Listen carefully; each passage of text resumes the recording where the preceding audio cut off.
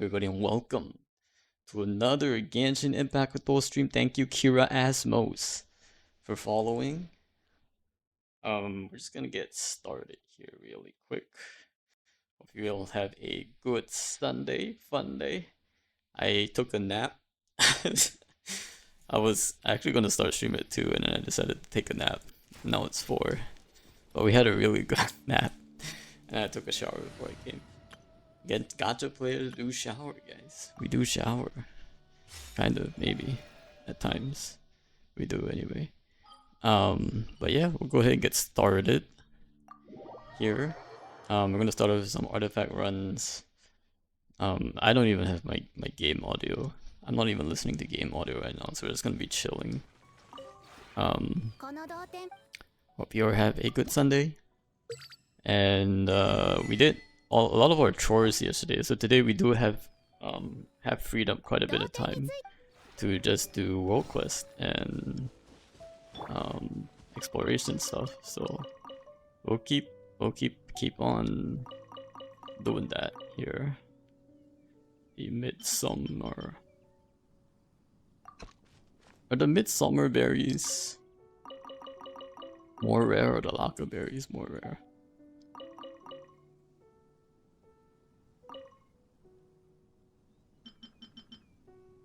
I'm not entirely sure. In any case, the frost lamp flowers seem pretty rare, so we'll keep planting frost lamps. Doesn't look like any of the other plants can even be planted in the first place. Great better guilds. Did pick up a bunch of these the other day. Okay. Pretty good. See, Clink Clank Clash. We got combat assignments. And oh yeah, there's the there's like the new weapons mats and stuff. But I do think because we have to use our resin for artifacts right now, so we'll hold off on upgrading the weapon. I think we do have 2 days after it ends to maybe spam the weapon ascension mats. A little bit. I'm not sure if we'll be able to get enough ascension mats to actually level up the weapon to full. But even if not, like, the EXP bonus is not a big difference. I have so many mats anyway. And I do think, like, the sort of maxing out the Stygian, I think, is just more important overall. So we'll see.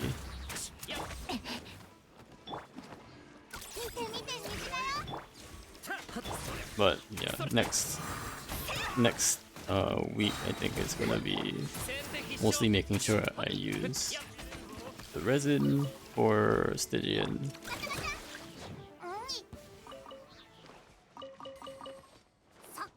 Light a fire first. Okay.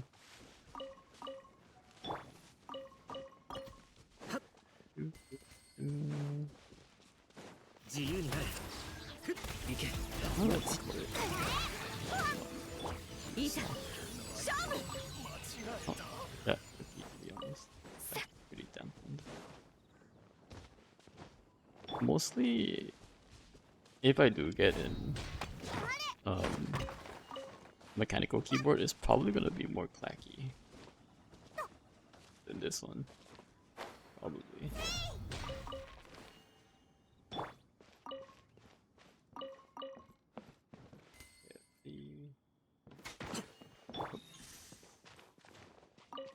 So we're just gonna do our usual artifact runs.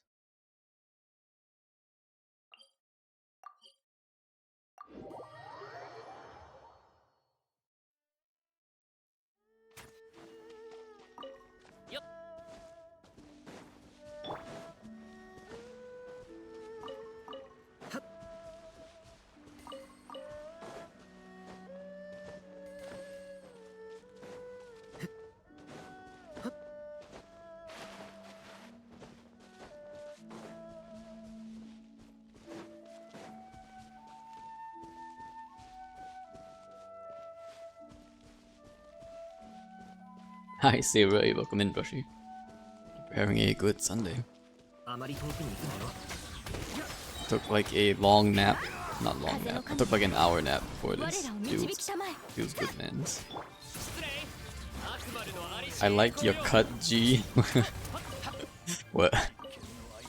Nani? Nani? Okay. I want to sleep. Yes, sleep is very good. Maybe not sleeping too long, but I feel like I generally need more sleep these days. So nowadays when I'm tired, I'm just like, I'm just gonna let myself sleep, you know? Sleep is probably the best way to let my body heal and recover from whatever it's sick on. I think I've been getting better, so that's good.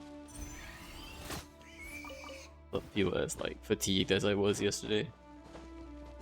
Lurk, thanks for the lurk, Bane. Appreciate you being here. I think today we're just gonna do a whole try to finish out the world quest. I don't know how long the Frost Moon world quest is, but that's the goal for the day. Oh. And also, you know, finishing up.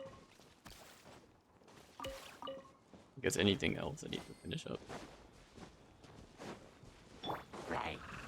The reading section may take you 20 minutes. There's a reading section? Wait, what? Typically when they give us books though, like it's not like they don't read it out on screen, right? They just give you the book, right? Or is there like a lot of dialogue? It's not even books. Oh no. We're doing a deep dive into the history of the Frostmoon Scions. Oh, the in-world items, okay. Alright, I guess today is lore time then. Big lore brain time.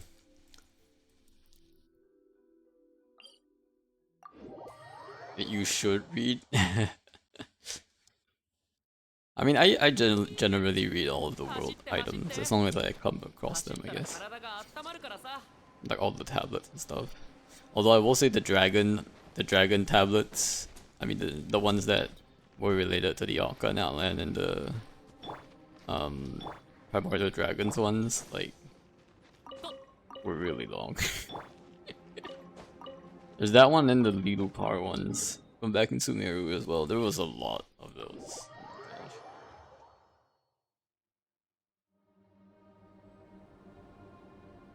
At some point, like, I don't even have the memory capacity to remember anything that I've read.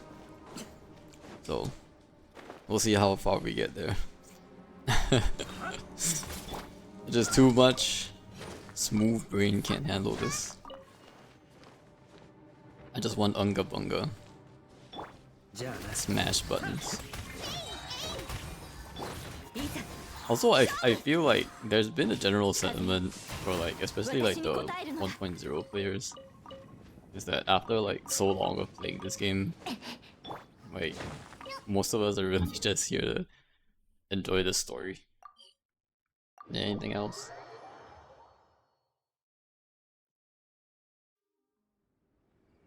I know a lot of people who have started out like spending quite a bit of money.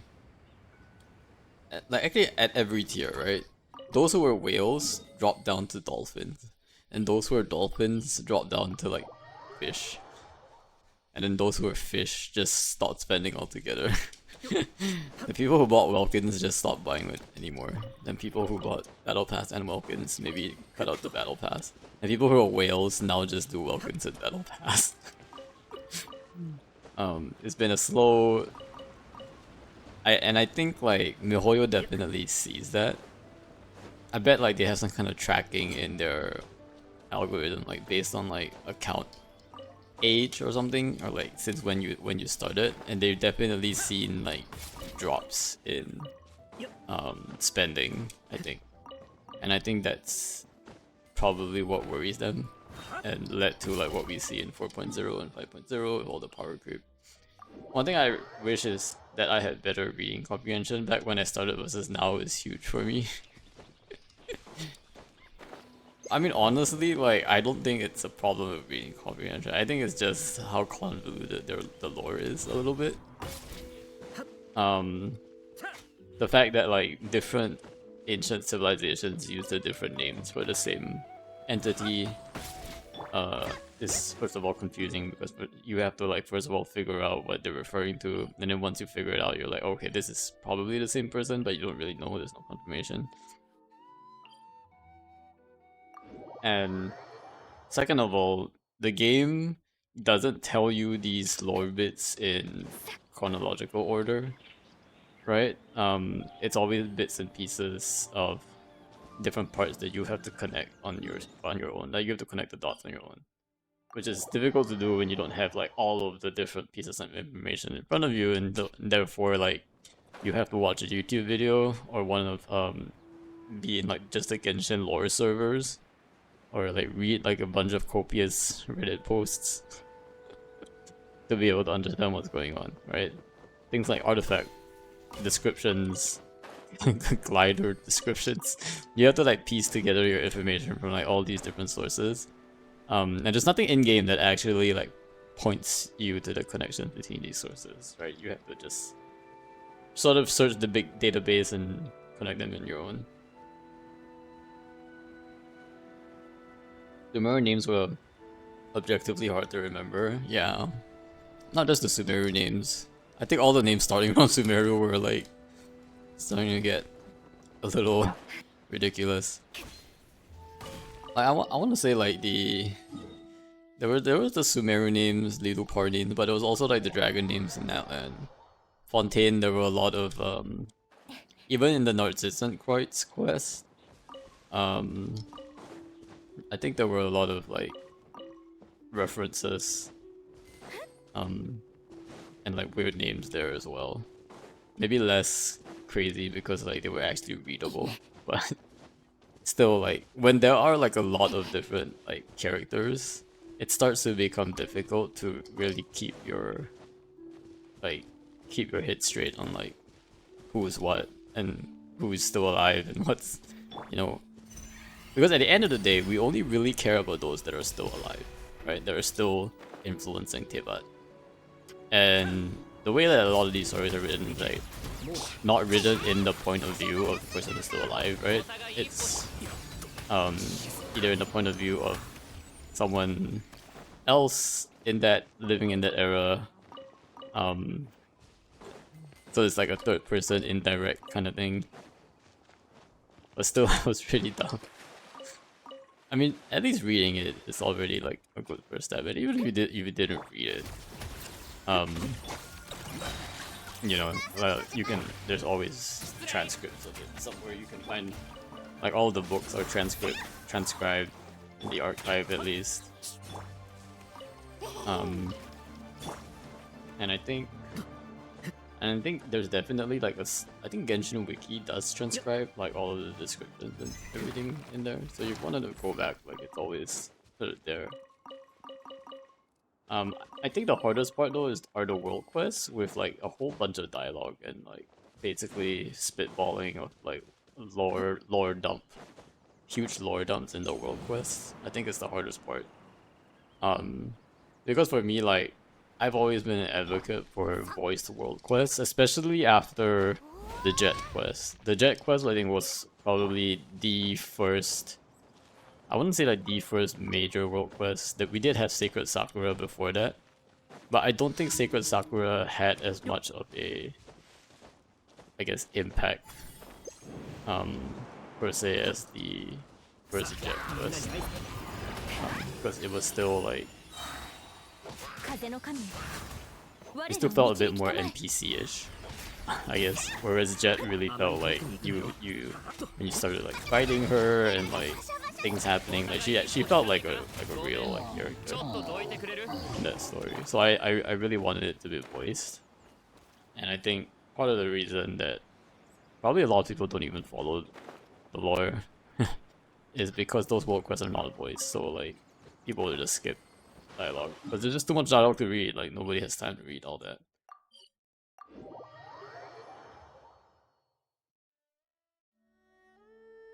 And then they went out they sort of came out and said, yeah, we haven't done a good job telling the story, so now we had to come up with Notcry to like solve all the plot points. That's what they said in their as the reason for why they're doing Notcry. And I think the big reason for that is because they have like these really great world quests and storylines, but they haven't been able to tell the story effectively through those world quests. And I think one of the major reasons is because they're not voiced, I think. And because they're not voiced, it's not just because like the fact that they're not voiced. If they had the world quests and the dialogue was the same and they just voiced the dialogue, it would still be bad because there would be a ton of dialogue. But mainly because the dialogue was not written to be voiced, essentially. It was written to be a lore dump. So like you have these characters like spouting entire paragraphs and essays. That's not how people will talk in reality, right? And so making the world quest voice is not just adding a voice to the text. It really is rewriting the huge chunks of wall of text, dialogue, and making it so that what's actually spoken are like the important parts of it. And maybe have Paimon come in, right, and explain, do her like little mini explanations from time to time. Even Paimon's role in the voice acting is actually like super important because without Paimon, like most players will not even understand what's going on. So Paimon's summaries are pretty important actually. There are definitely things that will get missed if Paimon doesn't speak in plain child language, Razor language a little bit. And they're super aware of it too because there's so many times Paimon like in the quest will say, "My head hurts. I don't understand what's going on."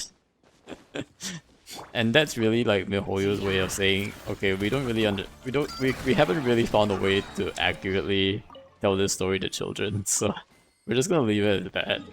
I hope you guys get it. And they recently also started using a lot of the travelers. I wish these were voiced. I think some of them are voiced, but I wish all of them were voiced, like Traveler's internal monologue about what's happening. They started to use that a bit more because they realized like Paimon as a kid is not going to get like anything of what's going on. There are a lot of like implications and hints that she might not understand. And so they use a bit more of like Traveler's inner monologue to tell key parts of the story as well. So those have been helpful. But again, it's still not great, right? Ideally, the monologue would not be needed, right? Ideally, Paimon's explanations would not be needed. Like, ideally, the what's going on in the story should be clear as day to any viewer watching. Maybe a child might not pick up on like the subtle hints or anything. But for the most part, people should, you know, be able to have remembered like where Rerir comes from, right? Like the Rasher of Solnari, and now everyone's like, "Ooh, Rasher of Solnari, yeah, he was mentioned by Dainsleif randomly in probably like Caribert Quest, I think." But honestly, Dainsleif didn't really say much about him, aside from like some scathing remarks.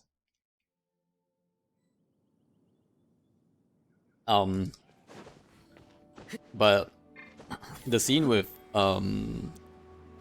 Rerir like really was so much better than like what it would have been if you were just like reading about him.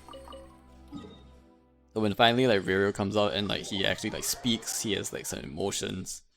You can see like what he's about, you know. Even like the end cutscene sounds like he's gonna be a bit of like a endgame boss, maybe. Is what it feels like.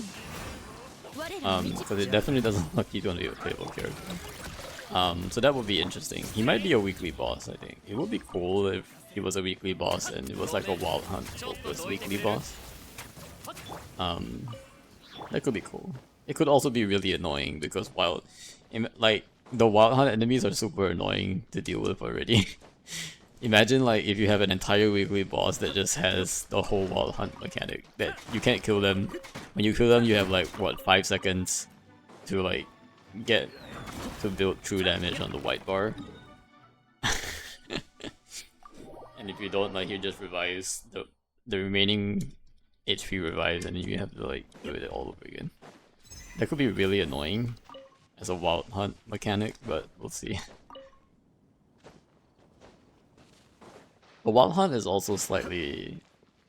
I don't think I've done. There's probably like a world quest on it, but I don't know enough about wild hunt and why the abyss sort of at least in Nordcry like manifests differently compared to other regions, right? Other regions, the abyss will manifest as these creatures, these new abyss monsters. um, of course we got like newer and newer abyss monsters as we went along. I think the first really big introduction was like the lava trolls and then the hilichurl rogues, I want to say. And then we had the abyss lectors, mages, not mages, lectors, heralds. And then we have in that land we have, you know, bigger manifestation of the abyss with the Mimiflora, I guess, abyss plants, mimic plants. But the wild hunt seems different. I don't know why, but maybe it's just part of like how they're like they're not mimicking, they're like possessing like humanoid bodies or something, and they all have like no heads and there's just like a fire on them or something. We'll probably know more by digging into like Linz's area backstory, but it doesn't. How do I put this? It doesn't feel like the abyss per se. It feels a lot more sinister, especially with the revived zombie mechanic. Also, it's probably like the first time we got like a bit of a zombie enemy in Genshin, and Wild Hunt is exactly that. It feels to me like zombies rather than like abyss enemies to begin with. So I don't know. It does feel like it's a bit of a different faction.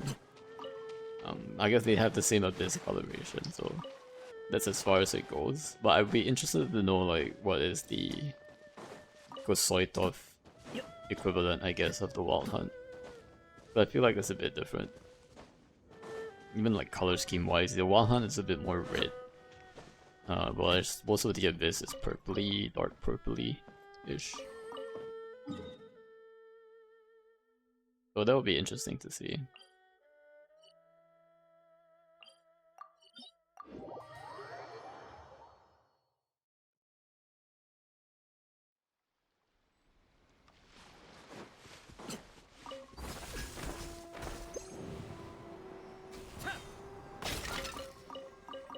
Okay.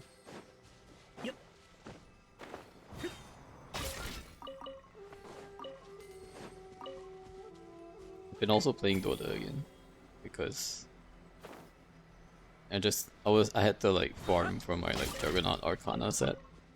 I had to get like 10 Omni slash kills, and then there is a new event where like, not new event, it was a pretty old event, but whether you win or lose, you like make progress towards getting like some new cosmetic items, which I'm like, okay, I guess I can try.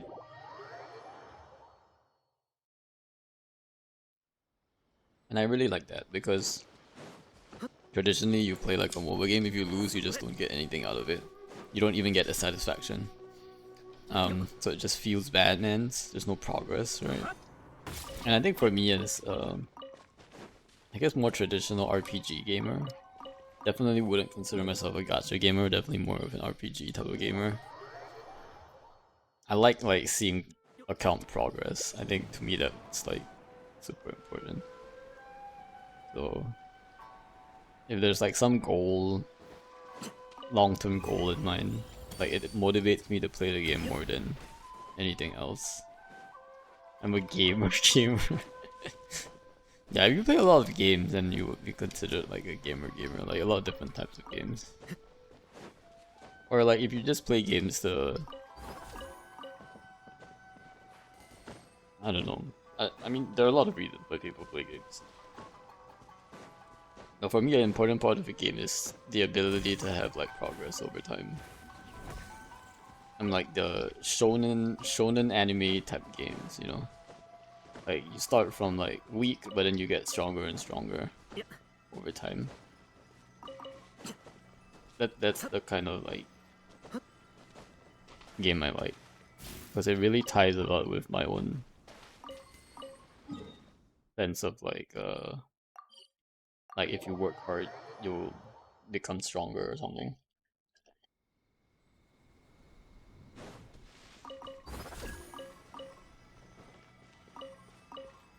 Or you'll naturally just get better at the game. Either way. Which is also why like when they capped the AR, I did feel a bit bummed out. I do want them to increase the AR cap. even if it does nothing, like even if it literally does nothing beyond tracking how much XP I have, like I would still like it. Like even if AR like 70, 80 doesn't do anything for the account, the only difference is it tells you like how much EXP you've been farming. I would still like that. Uncapped AR. Or maybe just have like even if there is no AR cap increase, just I don't know if it shows up actually. Let's see. Yeah, just uncap the adventure XP and show the true adventure XP here. Even that is like good enough. Cause I like my brain is like I like see number go up. I like number go up, I happy. Same with my primo gems. Number go up, I happy. Number go down, I'm not very happy. Number go up means progress. Number go down means backwards. So it's not progress. Opposite of progress. As long as the number goes up, I'm good. Even if it's mints.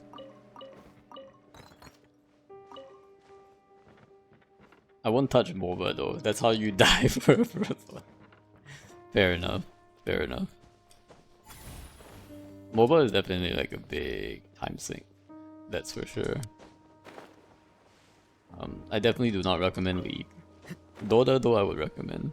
If anyone was to touch a MOBA, I would say Dota is probably the better one. But I wouldn't recommend MOBA. Like especially for people who like to enjoy different games, right? And there are a lot of people like that. Like they enjoy like playing a variety of games. If you enjoy playing a variety of games, most of those people don't play MOBAs. Because MOBA like requires you to learn like what 120 different heroes for you to even play effectively. So I like to think of it as like, I guess most games like you have to like learn one thing, right? And learn it really well. And that's pretty much the game. I like generally like you learn how to do one thing and you learn that really well, and that's pretty much most of the game, I wanna say. Of course there are like different enemies and like different bosses. But generally there's like fewer things to learn and pick up over the course of the game than you would need to like even in Genshin, like, or like different characters and stuff and all that. But the fundamental gameplay loop, you know, the iframes, using burst, and learning enemy mechanics,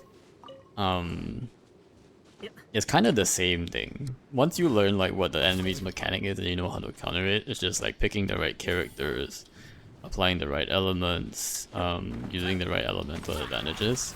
There's some like interesting tricks that you can do with specific characters, with animation cancels and stuff like that. But there really aren't like a million.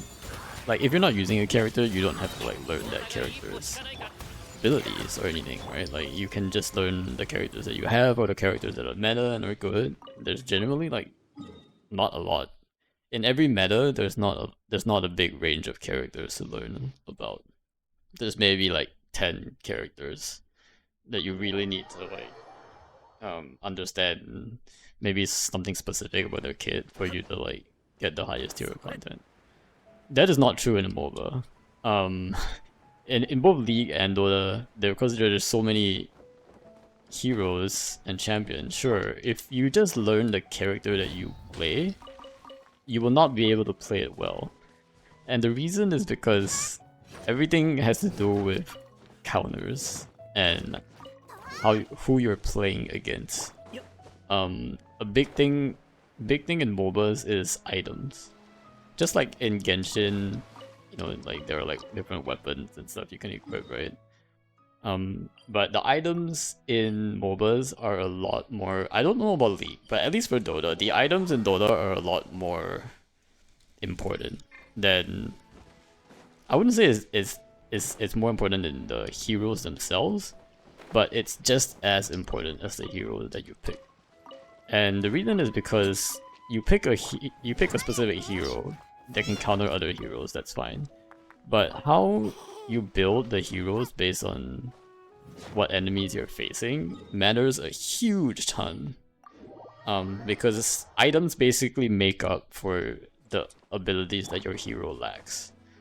To deal with like specific types of heroes. So the important part is itemization, is selecting or buying items that will counter your enemies in the future. Like, and knowing what items your enemy is gonna try and buy against you, then you want to pick defensive items to counter that. Or knowing that your enemy has this ability, so buying items to counter that ability. And that's impossible unless you know, because you can't pick you can't pick your enemies, right? Your enemies are gonna pick their own heroes.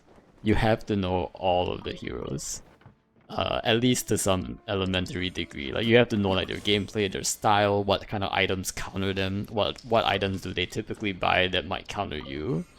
You have to know like all of that. So whenever you're going to get Saber versus Lihan B stream where you debate League versus Dota, I think we'll be, honestly just be in agreement. Honestly, like, I don't think it's gonna be a debate. I think it's gonna be a consensus. Although it would be less of a debate, but it would be interesting to hear like how League compares to Dota. But definitely Lihan knows a lot more about League than I do, and I know a lot about Dota than he does. Viewers like drama. This is true. This is true. But I don't have any beef with Lihan from that perspective. If that makes sense. I think we'll generally be in agreement on like. We won't be in agreement about which is the best game, obviously. But besides that, like I think both games share enough similarities. Now you create fake beef to farm viewers, this is also true. Fake beef. People need to chill these days, man.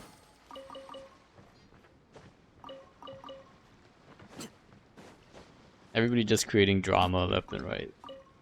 Don't even get me started on the American political atmosphere these days. It's really just farming drama.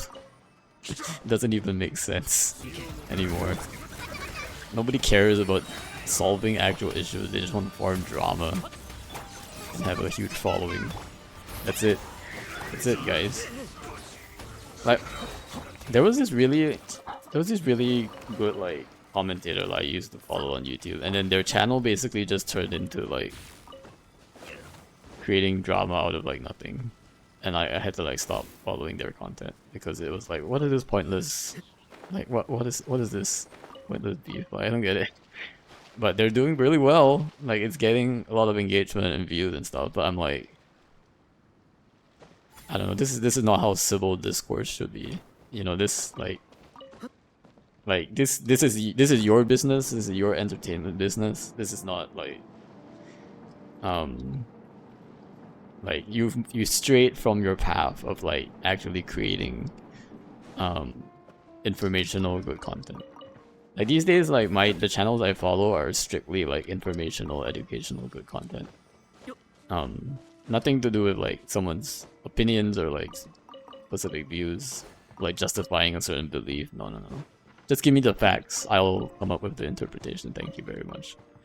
I don't need your interpretation about anything. Speaking of fake beef, Saber, I feel like you're the type of guy who will overpay for fake vegetarian meat at a grocery store. You're not wrong. I'll say you're not wrong. I have definitely overpaid for fake vegetarian meat. More because I was curious rather than and also like I want to try and be healthy. Like there's a bit of a want to be healthy thing, but mostly because I was curious. Because like they make all these ads, right? Brushy, like they're like, oh, it's gonna taste the same as like meat and beef and stuff like that. And I'm like, how true is that? And I want to find out for myself, you know? So I once bought like these like plant-based chicken nuggets because I love chicken nuggets. I tried imitation burgers too. I haven't tried the patty ones because I'm not really a burger fan anyway, so I haven't tried those. But I have tried like imitation chicken patties, chicken tenders, or like chicken nuggies, and I might have tried like one of the sausages, but no, like they're bad, guys. Just don't get them. It is not meat.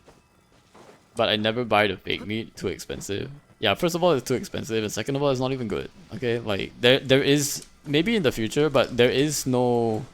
At least I think maybe I might be wrong, but if someone would like to recommend me a brand, I can do a taste test. The nice thing about my grocery store is that if you don't like something, even if you've opened it, you can just return the rest of the package within 30 days and they'll give you a full refund.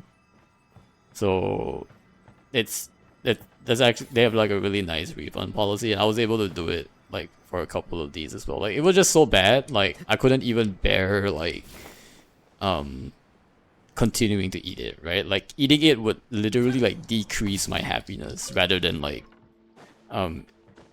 slightly increase it. Like you know what I mean? Like there's some foods that okay, like it's not good, but you can still eat it, you know. There's some food that like, oh my goodness, like even even my mom wouldn't force this on me, you know, this kind of thing. And it did fall into that latter category, so I did return like some of those. I also like once dated a vegan and was like trying out like different vegan items at times to see. I think I even got vegan milk at some point, and I was like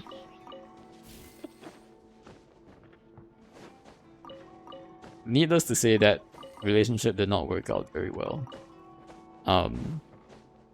But I digress. I've definitely explored it, and I do have friends who are vegetarian and proudly vegetarian / vegan, and I applaud them for it because I could never. I literally could never.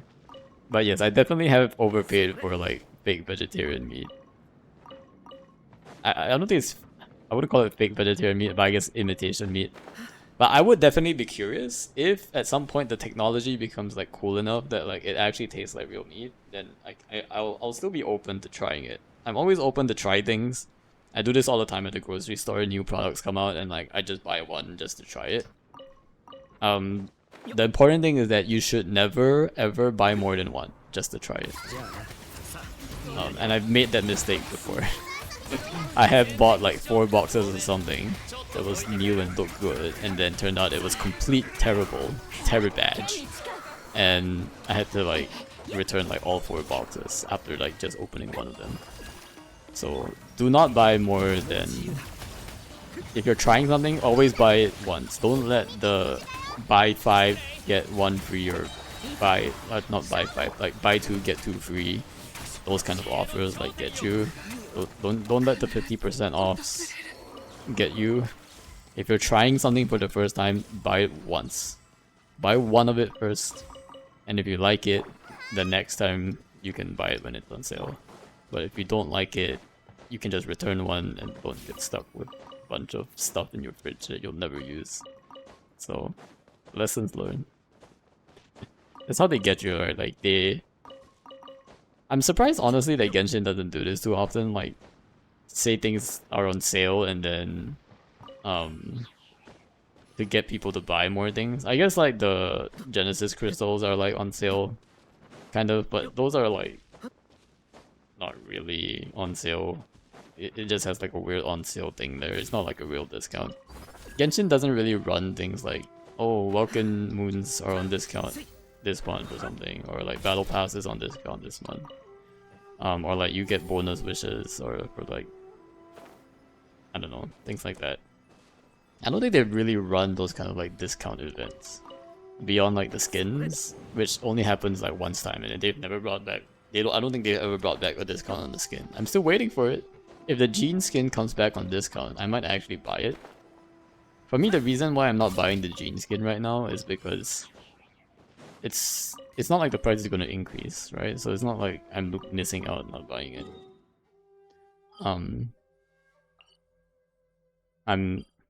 But I do think there is a non-zero chance that some of the old 4-star skins might get like a discount price in the future. Mainly because anyone who, like, the argument is that anyone who like wants those skins are just gonna buy it anyway. And by now, probably anyone who wants a Jean skin has already bought it. And so the only way to make more money out of the skin is for MiHoYo to decrease the price and to capture more of the market. So from an economics perspective, a simple demand supply perspective, I think it makes a lot of sense for MiHoYo to, at some point in the future, do like a discount skin events for some of the old skins. There's also a non-zero chance the price will increase. We've had that though. I think the chance is also non-zero, but I don't actually think we've had any precedent of that. Games get old, inflation increase, skin get expensive. Maybe, but I don't really. I haven't. Well, have you seen that of any? Have you seen that of any of the Hoyo games though, Brushy? Maybe I'm not sure. Maybe Honkai might have had a cycle like that. I can see the Welkin Moon price increasing. That's definitely possible. They would probably announce it before they do it, I want to say, and then like it would be kind of feels bad for them to like, okay, tomorrow, like, oh, by the way, today we increased the price. We didn't tell anybody. I think that would be a big pullback. Like there'll be a big wave of like complaints if that would happen. I'm not sure, but the first one to see it could be Honkai Impact 3. So they actually have never done it. So that's, yeah, and I don't think that's necessarily bad. Not bad. I don't think that's necessarily strange for MiHoYo, because once people are like stuck on the price, like it's hard to like you know, Welkins are like $5 kind of thing USD. It's hard to like change that. Like the price tends to get sticky. Like people are gonna think like, okay, Welkins are 5, and then if you go any higher, like you're gonna have like a huge reduction in like people buying Welkins. So you kind of just have to eat inflation, I guess, in that sense. The shop prices are already crazy high that they might not. Yeah, I mean for crystals maybe. I think Welkin Moons are. If there's anything to increase, it would probably be Welkins, I think. Because $5 like 5 years ago is worth a lot less than $5 today. I mean, what $5? No, that's not what I'm saying. $5 today is worth a lot less than $5 5 years ago. That's what I meant to say. But just because of inflation, and I think inflation was like 9% one of those years, so you take like 4%, 4%, 4%, 9%. Like every year you multiplied inflation by 4%, and then you took the 9% in one of those years. I think it was a 9% inflation at that point. Like a rough estimate is that it's Welkin moons are effectively in real terms about 25% cheaper than it was when the game was at launch. 25% cheaper, roughly, just based on like rough inflationary counts and accounting for the large inflation jump during post-COVID season. Huge inflationary jump on like just costs and like, you know. I'm not sure how exposed MiHoYo is to like these inflationary pressures, because they're not like a traditional like supply costs. There's generally less supply costs in terms of like getting materials, transporting goods and things like that, just because it is more of like a service game type of business. So their biggest costs are really in like talent and like wages, which might not increase as much as, you know, traditional inflation indicators. Wages have always lagged inflation. But I think most of their expenses increase is probably from like increasing the size of the team, like hiring more people. But I think it does balance out. Wages should increase though, yeah, but wages don't increase as much as inflation generally. Like wages typically increase like 2 to 3% each year, and inflation is usually like 4 to 5% each year. And that's just been like the case for the last like hundreds of years. Like no, not hundreds of years. Like the last couple of decades, it's been like that. That's why like it's been harder and harder for people to like afford houses and things like that. So wages have generally not kept up with inflation, and this is true like almost anywhere, I would think. And I'm talking about obviously average increase in wages. It might differ for like different sectors or parts of the market, but on average, average wages have not generally increased as much as inflation has. That's why people have to like. That's why people like literally have to invest, not to get rich. Like we have to invest these days just to survive. That's the world we live in now. Like I have all my money invested not because like I think it's gonna make me rich at some point. It's just so that I can actually survive and pay my medical bills when I'm like 60 years old.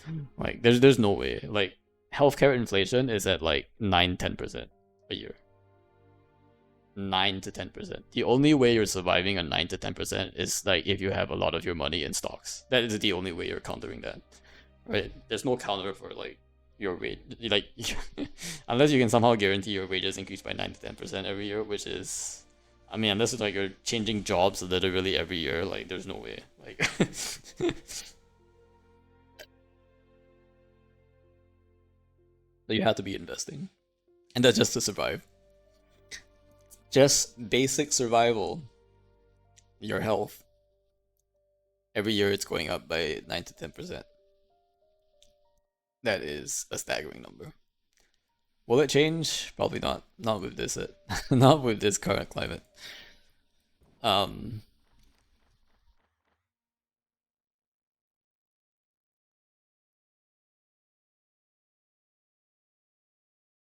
One of the thought experiments I had was like I looked up like how much it would cost to get like a major surgery, right? And then you just apply the trend to that until you're 60 years old, and that's how much you have to save. And I looked at that number and I was like, "Yep, gotta start investing because there's no way I can save that much money." Oh my gosh! Oh my gosh! So just for like theory's sake, right? Let's say like I retire in 30 years, right? Um, that multiplier of 9% is 13 times what it is today. So you take like how much it would cost for that big surgery today. Um, Maybe it's like the cost of like chemo or like some other like typical old age disease, cardio surgery. I don't know. Take that, multiply it by 13, and that's how much you have to save.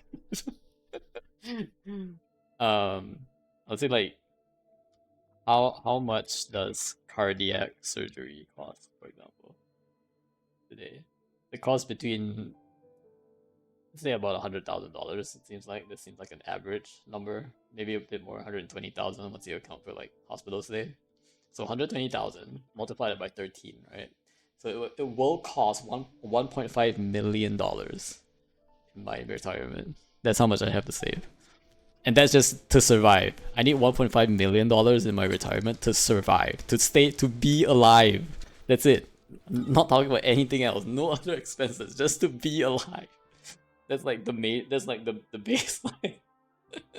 I need to be a millionaire and a half just to be alive in my retirement. So hopefully I'll be able to get there. Oh boy.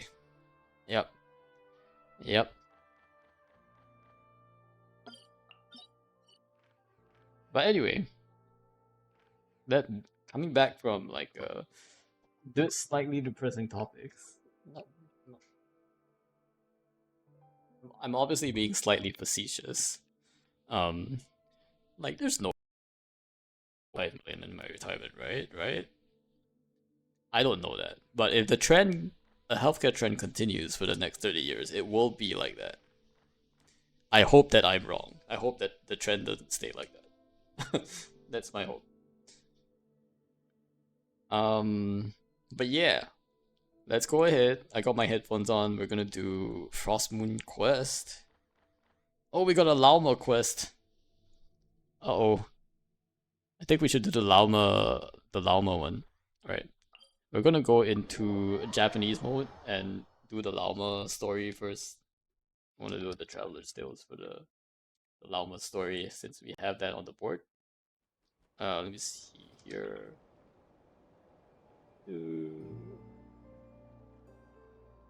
I don't know which one this is, so it's either the Gathering or the Weichi Bears. Probably the Gathering. Is she sleeping? Yeah, this will be a pretty fast one. More of the story: don't eat a pig because you pay 1.5 million in hospital bills. True. I think the fake meat might be healthy though. I don't know if it's actually healthy or not. It might actually help. I don't know. Maybe that keeps you out of the hospital. Maybe. But I'll just say it doesn't taste good. And that's probably what matters. What's the point of eating if you're not gonna eat good, nice food? Like, come on. Ever had dried bugs? You mean as food? Yes, I have. Not regularly, but I've visited like Thailand, and in some of the night markets there, they do sell like fried grasshoppers and fried worms, silkworms. They don't taste very good. They don't even really have a taste. It's like once they're like deep fried and stuff, like it and dried out, like they literally like are just shells. You know, like I don't know how I would describe it. Like it would be like they're just like shells and like they're honestly like a bit bitter, but because they salt it a lot, it just tastes like salt. So I don't think it's very healthy to eat, to be honest. It's they're kind of tasteless. Like they're bugs. They don't have meat. You know, like it's not even like they have like exoskeletons that are just like what? They make me go like, what am I eating most of the time?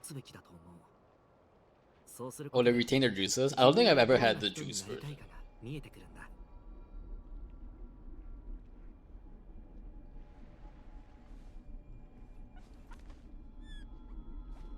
I think the juices though are like really bitter though. You like bug juice? I think it's just basically bug blood, which I think is just super bitter. Okay, audio check. We're gonna go into Japanese mode, so but this will just be really quick. I only had dried grasshopper. I see it.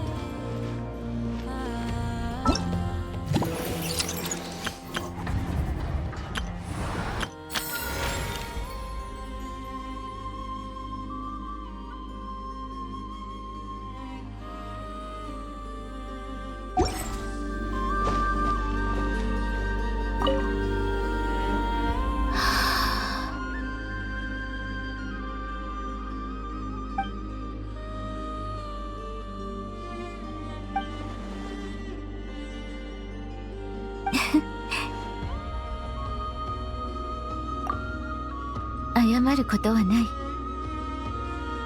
眠っていたのではなく、目を閉じて休んでいたのだ。それにそなたの足音が聞こえたとこの子が事前に伝えてくれていた。小さい動物は人間より多くのものを感知できる。創造主が彼らに与えた祝福なのだろう。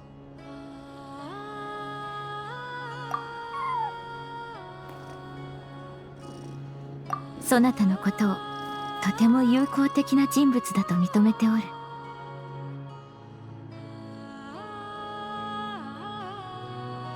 実は先ほど寝たふりをしてそなたを試してみようとこの子が言ってきたのだ。ちょっかい出してこないか見てみようじゃないかとな。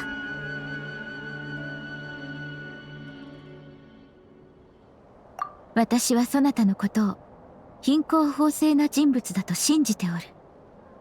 しかしこうも平穏だと私もまだ見ぬ出来事に好奇心を抱いてしまうのだ。許してくれるだろうか。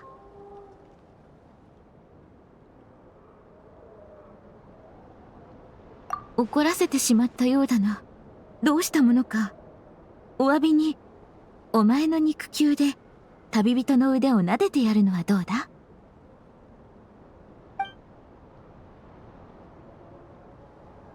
私の手は普通の人間と何も変わらぬ。撫でたところで特に癒されることはなかろう。しかしそなたに永月地の祝福を授けることならできる。そなたの前途に幸多からんことを。そういえば何か用でもあったのか。そうか。おかげさまで順調だ。ちょうど蒼月の子が今日新鮮な果物をまたたくさん手に入れたのだ。そなたも食べるといい。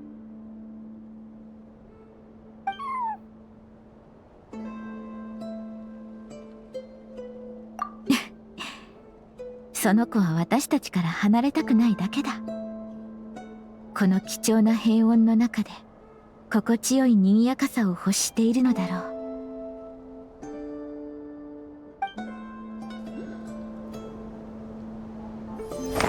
う。そなたの前途に幸多からんことを。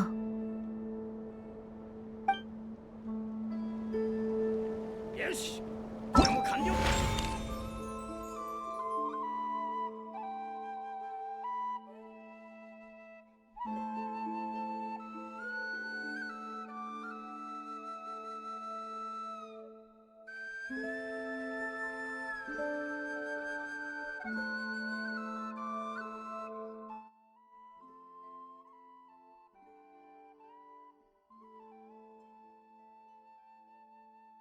Okay, we're back.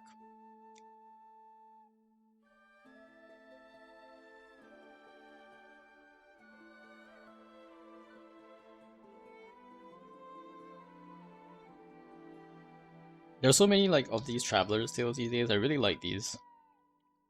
I'm like keeping like a record of like all of the different paths that we have.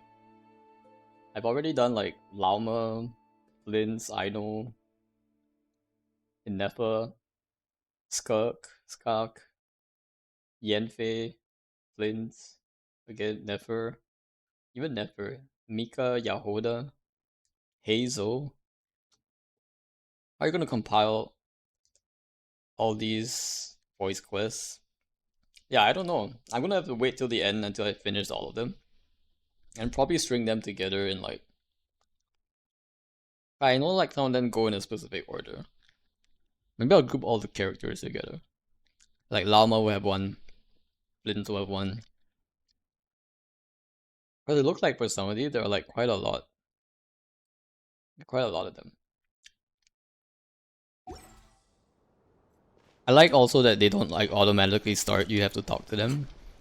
So I don't like accidentally start a dialogue. But these are, although these are not really one-time dialogues, I think. Are you recording the clip or the stream? I'm just recording. I'm recording through OBS, so I'm not like clipping the stream. If that makes sense.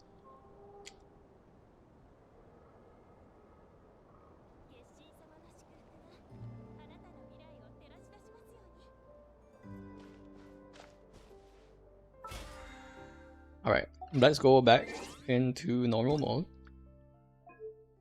Don't want to start this world quest in Japanese and then have everybody lost when there's a lot of dialogue to read.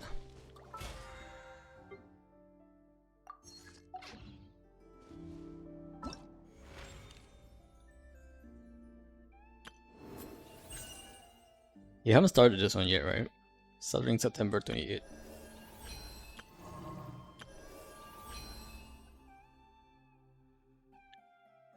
Oh, they even gave us an elixir and a dust here. That's pretty good, actually. We get a dust from this one too. Honestly, the constellation, not my biggest, but like having these two too, like. And is this like 100,000 more? It is 100,000 more, isn't it? But that's a bit a scam. 100,000 more is like not a lot. Okay. Pulling up world map, make sure I can mark things on the map as I do this quest. And let's go. I think the quest has a Polka beneath the moon's oracle, right? Yep. Alright. Time for lore quest, guys. On the focus.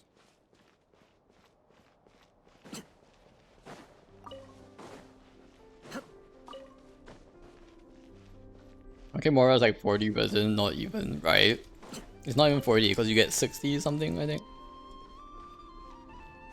Hi, Burner.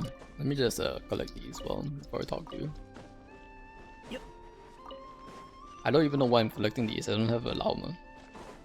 But they're pretty. They look pretty.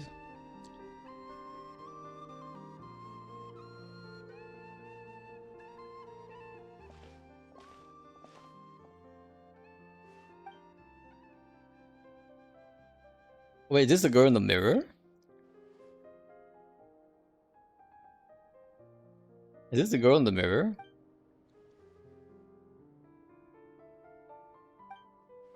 That would sound like a weird scam. Oh no, wait, this is the girl in the mask. It was dressed in the suit at Thunderclap Reef. You're the second guy I know that thought that. I mean, they wear the same outfit. They wear the same outfit. Like I guess the priestess outfit is very generic. This is the girl with the helmet. You're actually really a priestess from the Frostmoon Scions? You won't find a bit more reliable than you.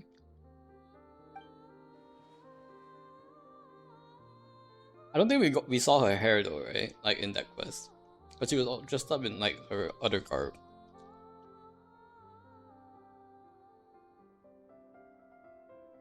I have a bad feeling about this.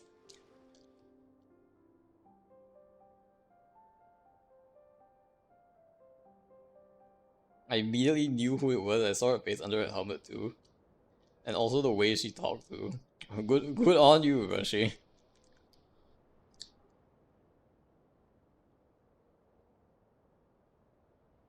Isn't the face a generic face though? Like I'm confused. Like is the face very different? I just forget about all that. I remember what the imposter said before.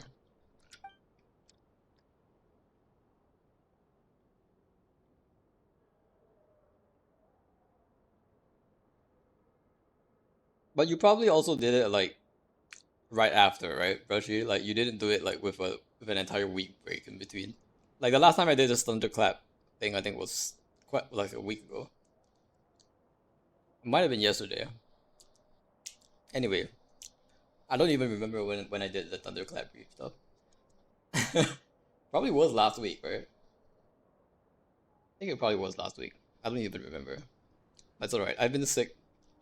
Brain's not braining. Yeah, this other priestess looking lady.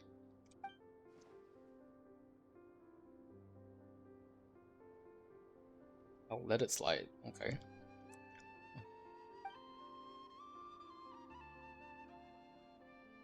End up second guessing. Yeah, you did it back to back. Okay, yeah. I think you did it back to back makes sense because there's only like that other character. Also, I saw her hair. I don't think I saw her hair. I just wasn't paying enough attention. Follow super reliable plan. Cast that imposter in no time. I think the way she talks here makes it like super obvious at this point, but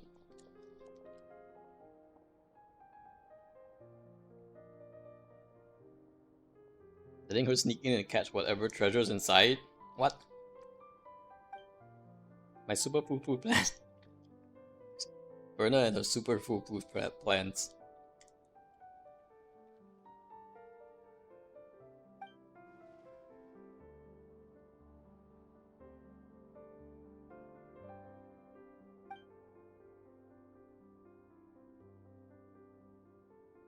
Oh, so now we're going to unseal the Court of First Edict. Okay.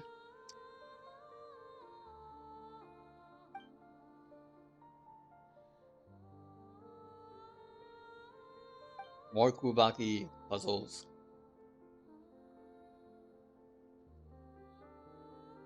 My little crackers. Oh, the crackers are little bots, right? Oh, I managed to distract Evelina. Bam!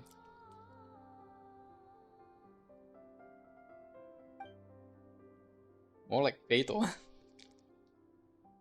Ooh.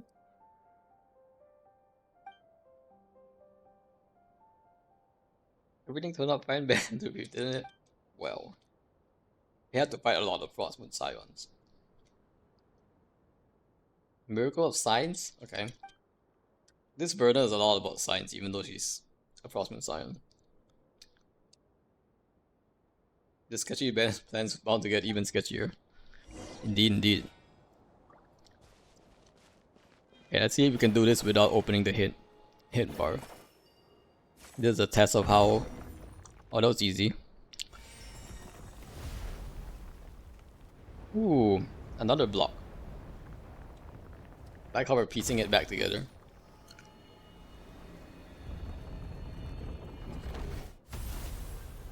Oh, it fell down. Oh, it went back up. I guess this is the world quest that we were thinking about when we climbed that thing.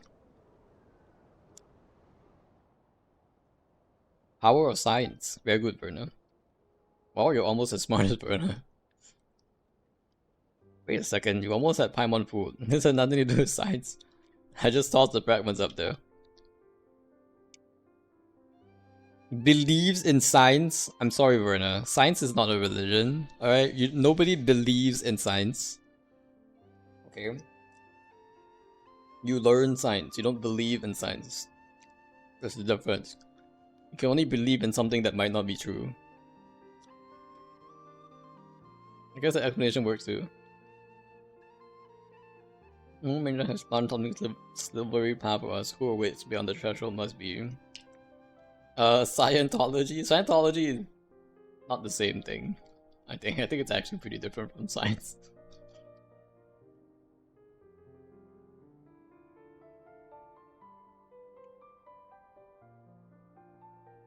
It was a bunch of pseudo-scientific therapy Dianetics? What does that even mean?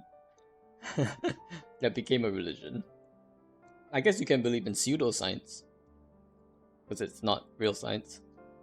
It's pseudoscience, or like fake science. And this fake priestess who is like constantly forgetting like her lines. Since the moon lane has appeared, means our plan is working.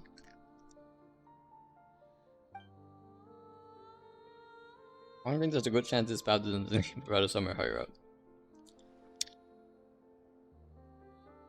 Yeah, we're super reliable. Definitely saying super reliable twice is helping your case, Verna. Totally. Before the other priestesses show up, okay guys, this sounds a bit sus. Is Verna gonna be a bad guy? Guys? Is Verna gonna be the bad person at the end of the day? And maybe the priestess in the mirror is a good person? Because they always like to do that, right? Like they like to introduce like a character at the start, and then like at the end, oh, they're a bad guy. This happens in like a million world quests, or in story quests.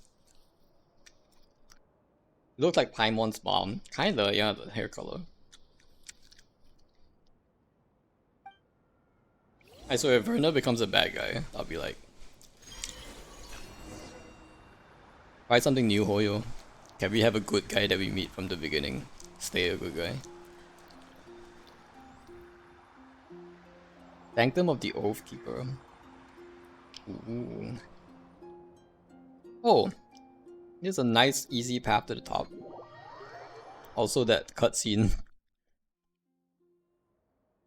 I hope that path stays even after the world quest. Doesn't really look like a sanctum. Why is it like this? Why are we in like a new...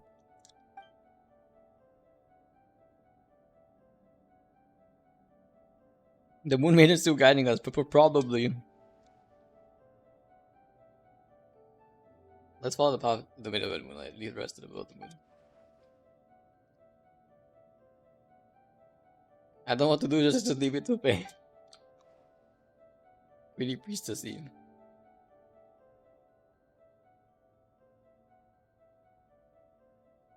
I don't understand the dialogue, like why is the dialogue so childish now? I don't understand. Maybe because he's talking to Paimon. Power of Science, let's go.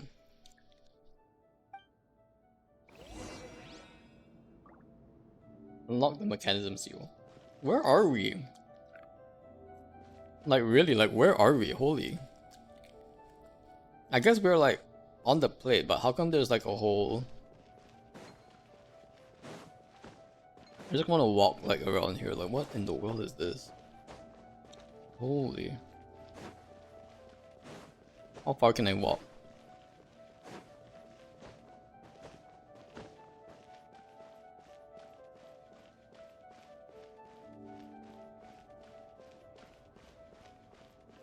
Are these things falling? Is that what these are? Are these the moon fragments falling? Is that what it is? Why are they all like straight lines though? Like straight pillars. Upper atmosphere. Yeah, the upper atmosphere there's apparently solid ground and I can walk on. Very sus upper atmosphere indeed. Alright. Engraving wake up, identity check starting, mode matching activated. I just have to press letter T a lot of times again. Alright, what are we doing, guys? Are we just flying?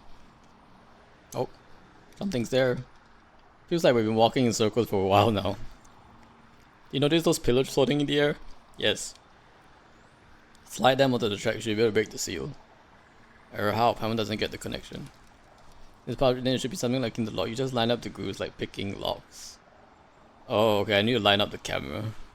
Is that how it works? Where's the groove? The camera doesn't have a lot of movement, to be honest. I think we're just gonna be here for a while. What am I supposed to line it up to? Guys! Oh my gosh. Okay, first of all, I need to figure out where the grooves are. I can see this one. I think that's the first one I have to do. And this is another one I can do. But what are we lighting up? My range of movement is up, like this. What if I just stop flying around? Maybe I'm not supposed to like keep flying. Maybe I'm supposed to like do something here. But this is one of them. I line it up.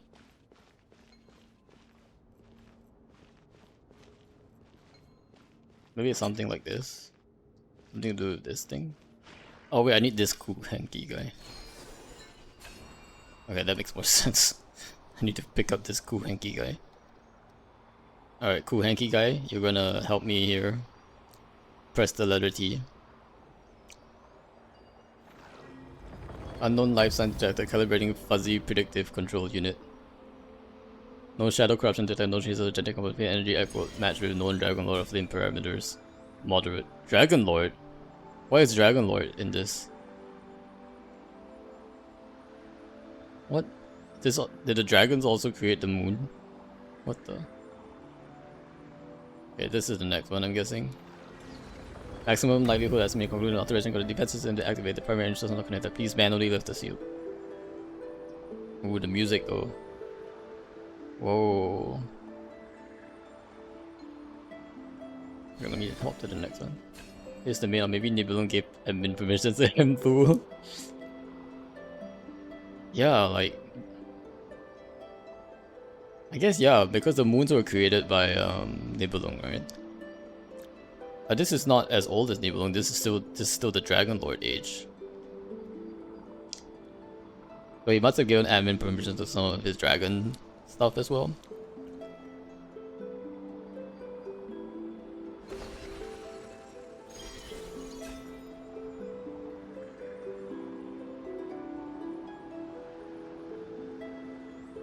This is really pretty though, whatever is going on. Seal lifter, welcome master, your majesty Seal Kodo. Oh, okay, so this is Seal Kodo. The first Dragon Lord.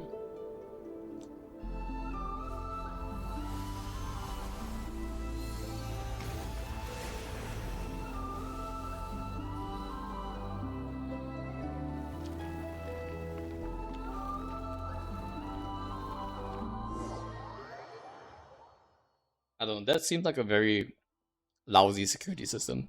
I wasn't even like the Dragon Lord, and we didn't have to do like anything beyond using Kugaki, so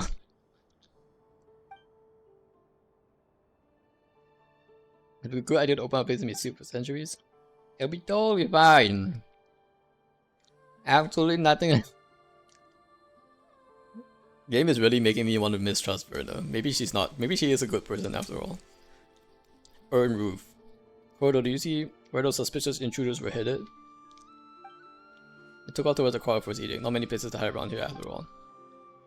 You two check on the seal. I'll inform Lady Moonshine. Let's see them try to get away. Uh-oh. Uh-oh. We're in trouble, guys. They've got a death wish? Uh-oh. There's somehow Kutar herself? Uh-oh. Absolutely nothing to worry about. Actually, all you do is set a trap, wait for the imposter to walk right into our hands. Help me, please, sobs.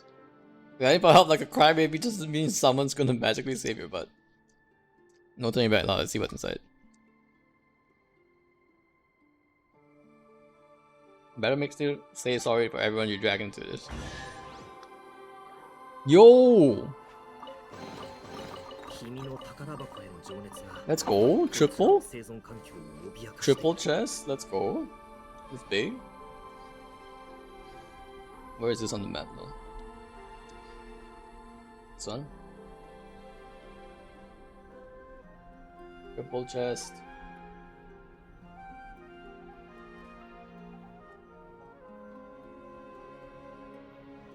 Oh.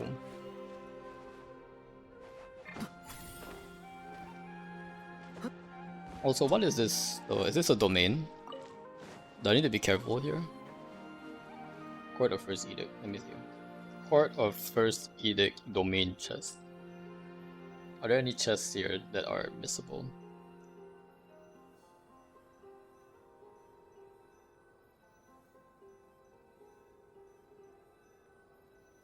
We don't have the flame lord blessing like the little one did. Yeah, exactly.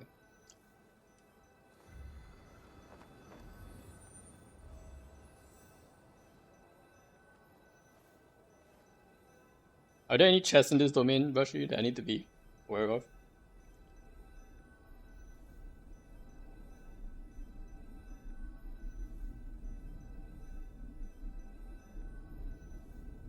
It's very small. Oh, there are no chests. I don't remember. We'll just go in. We'll spend a bit of time like wandering around to make sure we got all the chests.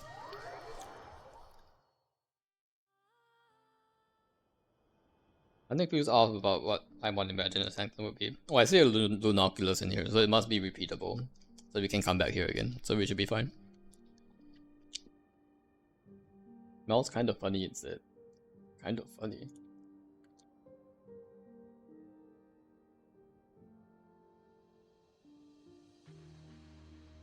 Yeah, okay, I can see it. I can actually see it on the map, so we should be fine. It's been sealed for 500 years, you know. Scientifically speaking, rusted metal is giving off a blood-like smell isn't too surprising. All the iron. Blood smell is just iron. Well, Lady idols you. This is where all the Frostmoon followers held their ceremony. Super sacred, really. Makes it sound less sacred by the minute. Paimon's right. Ooh, Verdant Crest. Sacred tree that witnessed the birth of the Moon Maiden. This is Columbina's birthplace. Ward Columbina was born in Ward 10232 at Verdant Crest Hospital.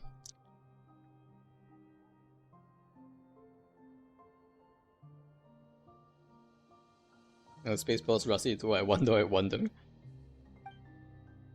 A pool over there.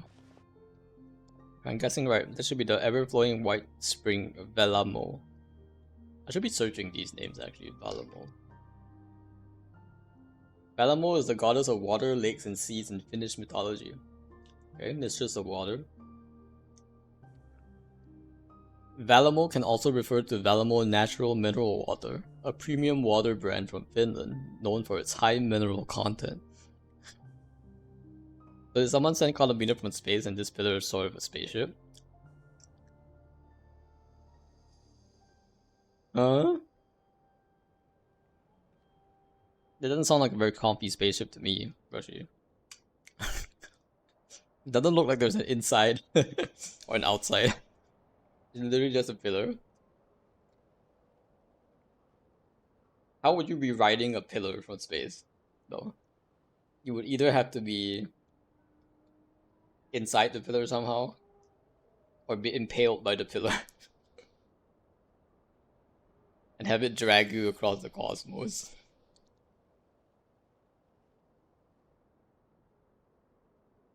Maybe, we'll see. We'll look at the pillar a bit closely. We are inside the pillar right now. Are we? Are we inside the pillar? Is that what this is?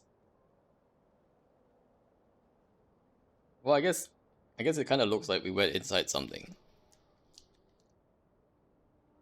But I don't know if it's literally inside the pillar or if it's just like one of those like domains. Like it teleports you to a different domain or something. It's a lot bigger on the inside. Well, we'll see. It should be everyone.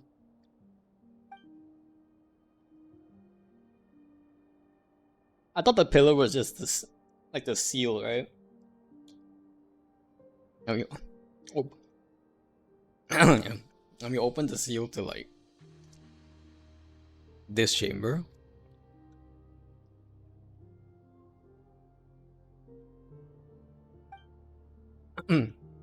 I might be a fairly reliable priestess. She was super reliable, she's now fairly reliable, slowly coming to terms with the fact. We entered through a crack, but yeah. Yeah, I feel like the dimensions of that pillar don't really suit the size of this room, so I'm leaning towards like a chamber, or at least it teleports us to a different dimension. But even I've never seen the sacred relics from 500 years ago with my own eyes.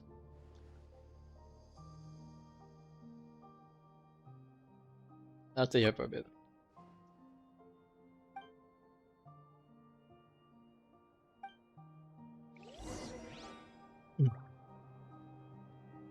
And this area is actually on the map, like, right? There's like an actual map.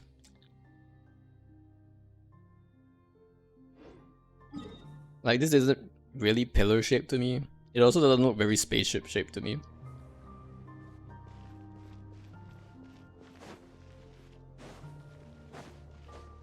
Oh wait, there's a nice little photo spot. Wow. Alright, how do we get that Lunoculus? Can we get there with Auroron? Let's see, probably like climb here.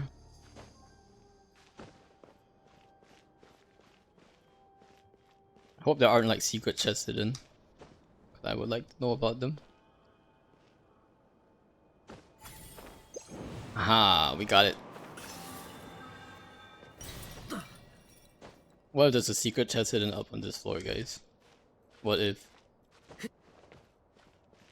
Is there?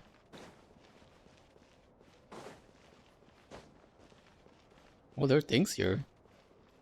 Letter for Isla, Isla's notes. Letter for Jarvis. There are a lot of things to read here. Right. Also, look at the top of this. Like, what the heck? It's like an astral.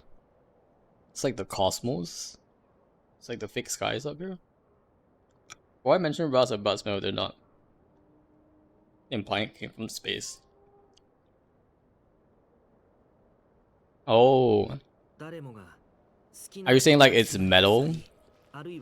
So like it's like a spaceship because it's metal, is what you're saying?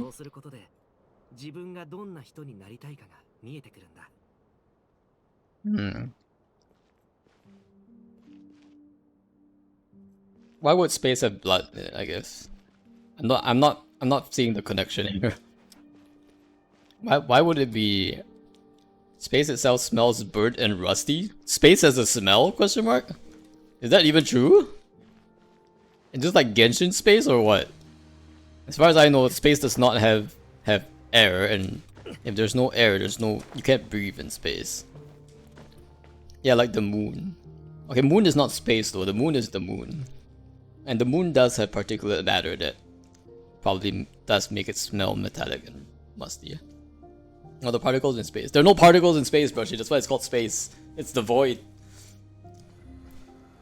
Particles only exist in like the moon. There's no atmosphere. In outer space itself, there's no like smell. But if you're saying like this came from the moon, then it makes sense because it probably did come from the moon, right? Saying space as a general term. Okay. I think what you mean to say is that it smells like the moon, which I think I can understand. It is the moon made an altar after all, so I think that makes sense.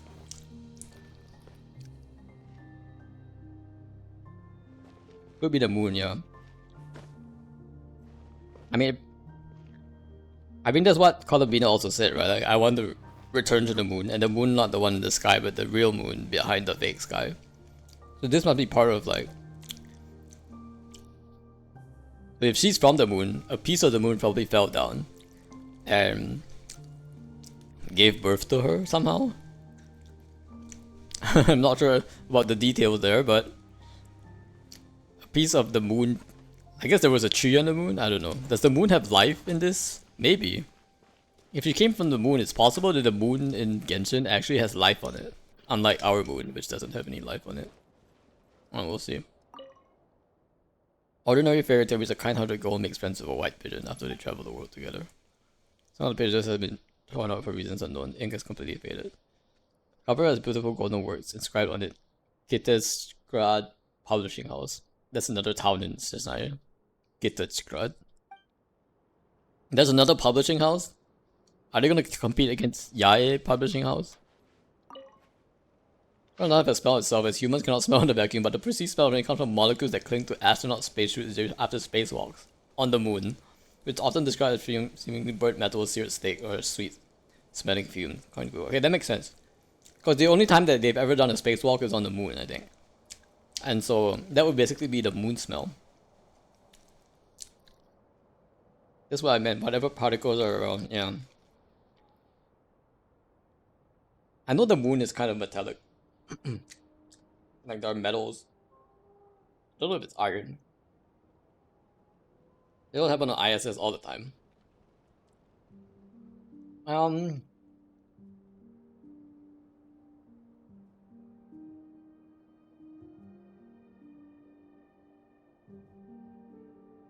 They go outside though? I guess they do.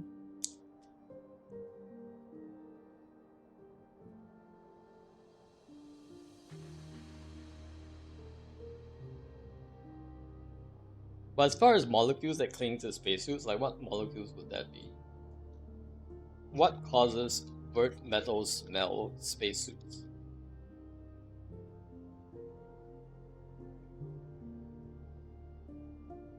The burnt metal smell in spacesuits is caused by the reactions of atomic oxygen and other high energy particles from space within the materials of the suit.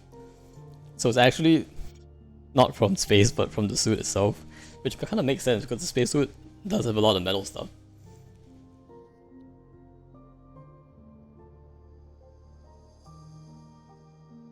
High energy particles in space, like the photons from the sun and like the gamma rays, interact with the material of the spacesuits, and then you end up with the smell on the spacesuit because of the chemical reactions. That makes sense, because the suit is meant to protect you from like the hazardous rays, but the rays still hit you, right? And so the reaction of that causes that smell, like it creates particles that cause the smell. Interesting. So it's still like not technically like the space smell is really like created from like the sun's rays basically like smacking onto the suit. That's interesting. Alright, learn something new today. Meteorites themselves contain a lot of metal, but what happens when it's burnt through some atmospheric collision? Yeah, apparently the burnt smell is just from like the radiation energy particles from, I guess, the sun and like other sources of radiation in space. But it's actually not from the, like the spacesuit one in particular, it comes from the suit itself, rather than like the rocks. But the meteoroids do contain some metal, so I don't know, we'll see if they follow up with this like metal, burnt smell metal thing in this. Let's see what Genshin is wanting to suggest here. But it does sound like from a bit of a sense that like maybe they're from space, I guess. But it would make sense, right? The moon is technically from space, and like if you had to descend from the moon onto like Tivat, you would have to cross space to get there, so I guess it makes sense. It's not like completely unexpected. According to the teachings left by the Apostle of the Golden City. Golden City is Hyperborea, right? I think Lauma called it the Golden City Hyperborea. All matters must be governed by reason alone, untainted by sentiment. Mortal tongue cannot articulate the sacred mystery, as a pure emotion will only profane the words of ancestors. Service of a pure and exalted idea for the future of the sons of the far north. These actions are justified and they are necessary. This decree is approved by Lovia, humble handmaiden of the Frost Moon and archpriestess since the fall of Hyperborea. Okay, so this is like after the fall already. Decree CMLX13. CMLX13. How many? What's that? 963. Okay. Decree 963. Alternative plan for the Sacred Heir selection. All contents have been erased. Okay. What happened to the Sacred Heir? According to the teachings of the Apostle of the Golden City, all matter containing craftsmanship and secret rights have been recorded without taint of personal settlement. Oh, but is this the same thing? It starts with the exact same words. Do not seek to understand what lies beyond mortal intellect. Simply recite the ancient prayers with a sincere heart so that purity and blessings may endure. The decree was issued by Saratni, humble handmaiden. Oh, okay. So we have Lovia, humble handmaiden. And then we have Saratni, humble handmaiden, and 13th archpriestess. Ex-archpriestess. Oh, this is one of the archpriestesses, but we don't know which archpriestess. You see, this is the other thing that is like really annoying with like Genshin lore, is that they like to like blank out these words. Like, and then you have to like go back and piece it back together again, like when they eventually reveal it. So like just tell us what number of archpriestess it is. Like, come on. Why do I have to like find another source and try to plug this in? I'm just gonna cheat and like search up the wiki and like tell me like which number of the archpriestess this is. Like, there's no reason. I don't get it. Anyway, just make things easier for us, Hoyo, to piece things together. Is all I'm saying. Maybe like make it glow up when we find like the actual piece of the puzzle or something. The name of the mistress of the Protestant ancient laws, once obscure, this well, and not set for in current concise terms.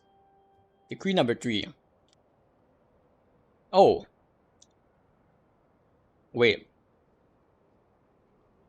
This is decree number 963. So this must be later, right? See, this is the other thing. It's not chronological. This is decree number 3, which must have come like a lot earlier than decree 963.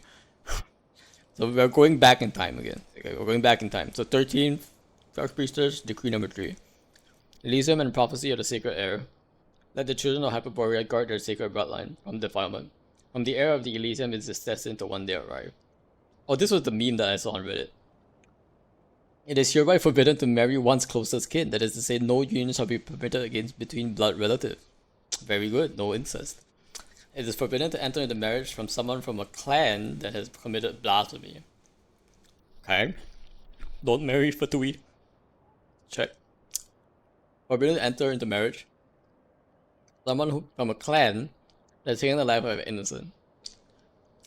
And this is very, very specific. Like, it's not don't enter into marriage from someone who has taken the life of an innocent, right? It's from someone from a clan that's taken the life of an innocent. Basically means like, this is kind of like, if anyone in your nation has like waged war or some kind of war on any other like nation, like that's like a bad clan. Like you're impure, basically. Can't marry them. Forbidden to enter into marriage with someone from a clan that has broken its oath. I'm kind of thinking that Verda might have broken one of the rules at some point. Okay. Forbidden to enter the marriage from someone from a clan that does not bear an antlered crown. So there were other clans that aren't deer clans. Are there more? There are different types of scions, crossmoon scions. Okay, that's interesting. Wouldn't it just be easier only enter into marriage from your clan? It's forbidden to enter into marriage with someone from a clan that has committed parricide? What is parricide? This would be easier in Japanese because it would actually list what parricide means. Parricide, a person who murders his mother or father, and sometimes a close relative. Oh gosh. Yeah, not that. Oh, parrot, as like parrot-icide. Like a deer clan sounds funny. I mean, this is what antler crown means, right? Forbidden to enter marriage with any person disturbed of mind, right? Makes sense. Forbidden to enter into marriage with the descendants of the Fae. So Flints, okay? Oh man, Flints can't get married to Lauma. Sag. I guess that ship has sailed. Forbidden to enter into marriage with a person not of the faith. I guess he wasn't considered anyway. Forbidden to enter the marriage with an outlander. Sorry traveler, you can't marry Lauma. Marriage is the most sacred act of virtue and must be kept pure. Therefore, let no unclean act stain our bloodline. Alright. Let no action be taken to incur the displeasure of the mistress of the frost moon, and let no one betray their oaths. Whoever enters into marriage must first obtain permission by the blessing of the archpriestess, lest the curse befall their bloodline. Said curse shall plague their bloodline for 7 generations, and then for 7 more. Wow. This feels very biblical. Whoever breaks this oath shall have their horns severed with a silver blade. Oh, okay. So that's what the lady, I don't even know her name anymore, I forgot her name, from the Archon quest had to like sever their horns. They who have been marked down shall be cast into the long lightless night. In the fullness of time, Elysium shall come. What is Elysium? They keep...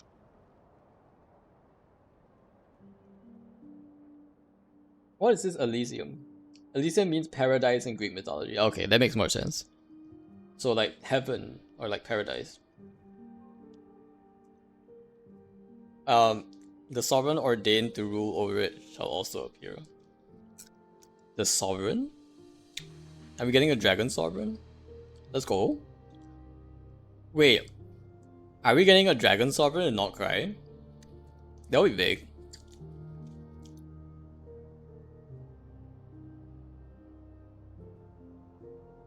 But we already have a Hydro Sovereign though. I'm getting Dendro Sovereign maybe? I don't know. Wait, Dendro Sovereign is APEP, isn't it? Maybe this is just a generic Sovereign. Ineppa is a new Sovereign, let's go! Metal Sovereign, let's go. Ineppa best girl. All sevenfold radiance of the high heavens shall follow their feet. Bones of the earth shall rise to follow her, for from her spring union with the world, and from her shall the first great cause be rebuilt. It was a wisdom, find room in your heart, and neglect not the sanctity of the blessed bloodline. Decree number 6. Offerings to the Sampo Mill. The hell is a Sampo Mill? Children of Hyperborea shall guard at the sacred treasure forged by the apostle of the golden city at all costs. This is the other thing, right? Like when you read something from the lore, and they'll give you like a name or something, and you're like, what the world is this? Like there's no explanation for like what this is, like what this Sampo Mill is. So it's hard to make a connection between that and like, okay, I can remember what this stands for now. So I don't even know what that means.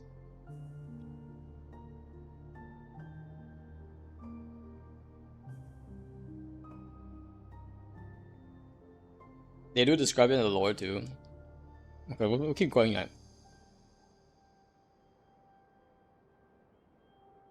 So this is a sacred treasure forged by the apostle of the golden city at all costs. Let it be known that the relic that is the Sampo Mill. Also, it just has a weird name. Why is it called a mill?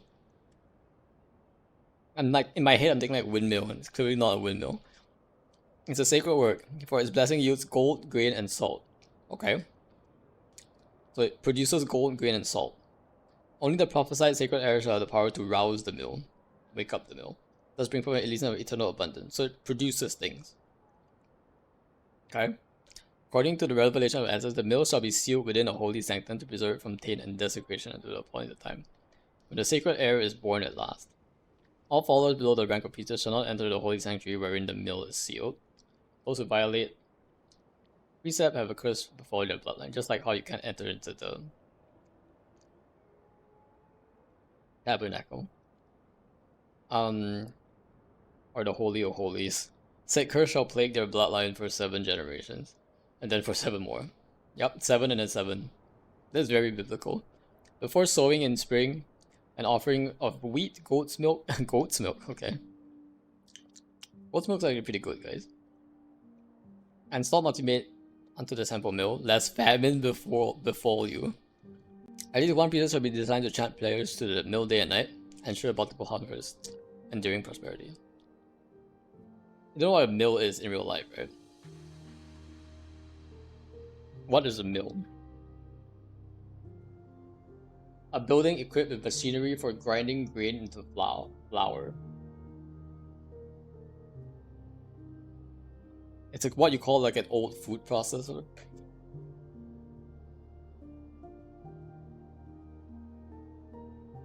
I mean, that's what it sounds like. Ensure a bountiful harvest. Okay.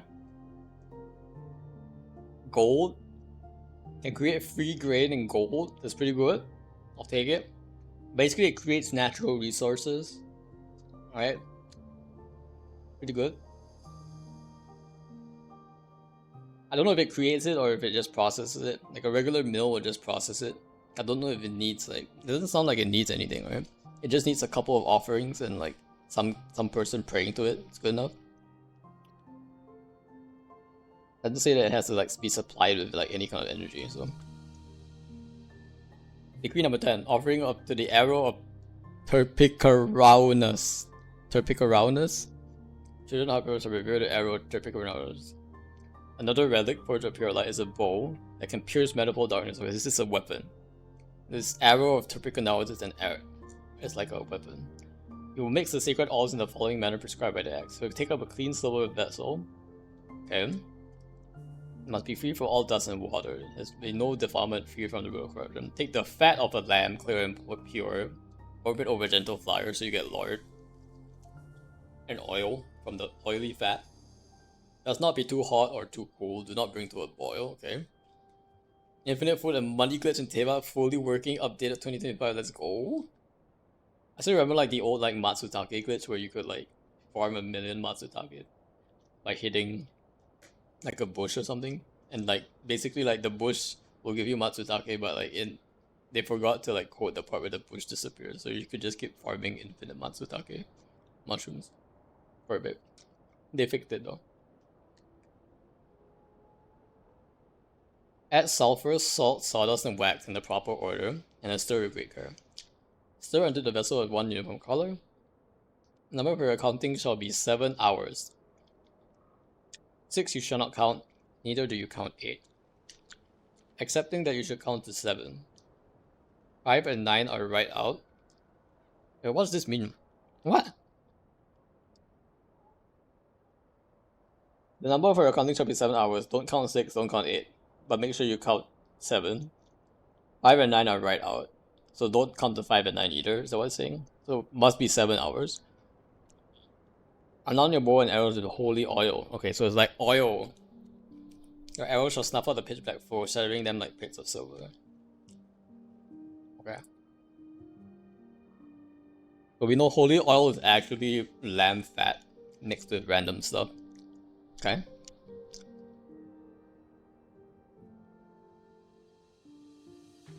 It must be mixed in with like a silverware. Okay. Take stack of papers hidden by an unknown someone in secret compartment inside the black cover. Okay, this is actually important. According to the statute laid down by someone, all matters containing mechanicos and technicos will be recorded objectively, concisely, and untainted by personal sentiment. This is really all ancient Greek stuff. Ancient Greek names. That's how we got against the disruption of truth via subjectivity. Knowledge we possess will be transmitted with clarity for future generations, serve the welfare of our people to the fullest possible extent. Okay. Content of the document has been approved by Spargapiris of Haxathrousa. All members of the order, beginning with the executive priest, shall commit its content to memory and observe the prescribed procedures without deviation, until the reconstruction of civilization has reached 5/7 completion. Further details consult Technicals Manual I-330. Huh. Spargapiris of Haxathrousa. If these words have reached your eyes, let it be known that you have completed a foundational discipline of Mechanicals or Technicals. Okay, hereby elevated to the rank of Executive Priest. Congratulations, regardless your newly acquired is not a privilege, but a burden of duty, silent suffering, and the countless lives she shelters. You are destined to offer all of your youth and your life to preserve the last embers of civilization, yet even if your final breath you may never behold the cosmos radiant light, nor see the dawn break upon our beautiful homeland. For lights of the finals have been extinguished, and countless generations are condemned to cower in the darkness night. No miracle has ever graced its tainted sublunary spirit, and tears have never been delivered or kin for sorrow. No approval of any lies in all that you shall do from this moment. Suppose it is for an ethereal dream of countless tomorrows for an infinity of futures yet unborn. Only through blood, tears, and toil our children will be granted the chance to behold a glorious era and the lost Elysium we once knew. Sounds like this turned really depressing really fast. On that day, none shall weep for suffering, nor fear hunger or cold. All beings shall love one another, brothers and sisters, and all shall dwell in joy and peace. Sublunary spear, not dome. Sublunary sphere indeed. Yeah, it is a sublunary spear. I still don't know what they mean by this sublunary spear. Sublunary means like under the moon, right? So I guess sublunary spear is Tebat? Is that too big? I mean, they have already alluded to Tebat being a sphere, right? In the teaser for the Not Cry, like you can see like the different factions orbiting, right? And then they've also, that's why I said Tebat not flat confirmed. Yeah, and they've also like talked about the moon, right? That is like sort of behind the false sky. And I think like those all hint at a more like a spherical planet sort of situation.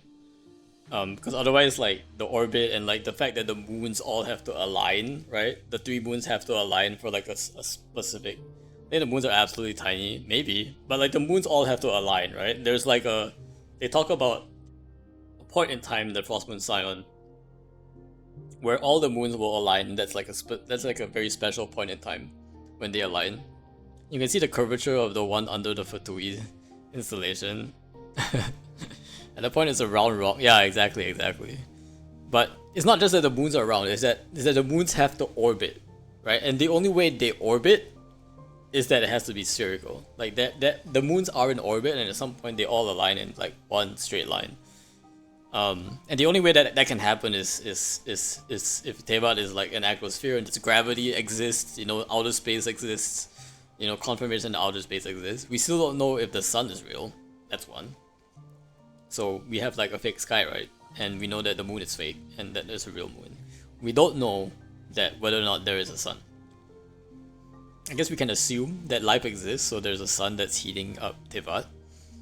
Or Tevat could also be heating up from other energy sources, not necessarily the sun. So the 3 moons in the little guy quest where he has to destroy the chance to destroy Tevat. Yeah, that one too has a lot of like planetary sort of motion stuff. So I think I'm with you. I think Tevat is definitely spherical. I think it's more likely that the part of Tevat that we see, or the side of Tevat that we see, seems flat because we don't have access to an entire half of it. So I think the borders of Tevat are gonna be like basically like half of the sphere. Like imagine like this is the sphere of Tevat. Like we see half of it, and the border that Alice is protecting is this circular border around it. And maybe the other half of Tevat has been like destroyed by like Abyss or something. Well, Tevat is a giant dome on an actual spherical planet. Yeah, exactly. That's exactly what I'm saying. So like Tevat is like one of the hemispheres of the full planet. And then Alice is protecting that like top hemisphere, and the bottom hemisphere is full of Abyss or some other thing, or it's the flip Tevat, or it's a different dimension Tevat, or it's the Tevat where instead of Ether it's Lumine who's doing the journey, or if it's instead of Lumine it's Ether doing the journey, something like that, like whatever they want to throw in the other half of that hemisphere. But that's my hunch, at least for now, until we see like more clues. And that would also make sense from like the tree, and like the flip things and all that, how things are like upside down underground and things like that. It will also like can kind of make sense from that perspective. This shall be our final and greatest dream, then our kin shall no longer be marred in superstition and barbarism.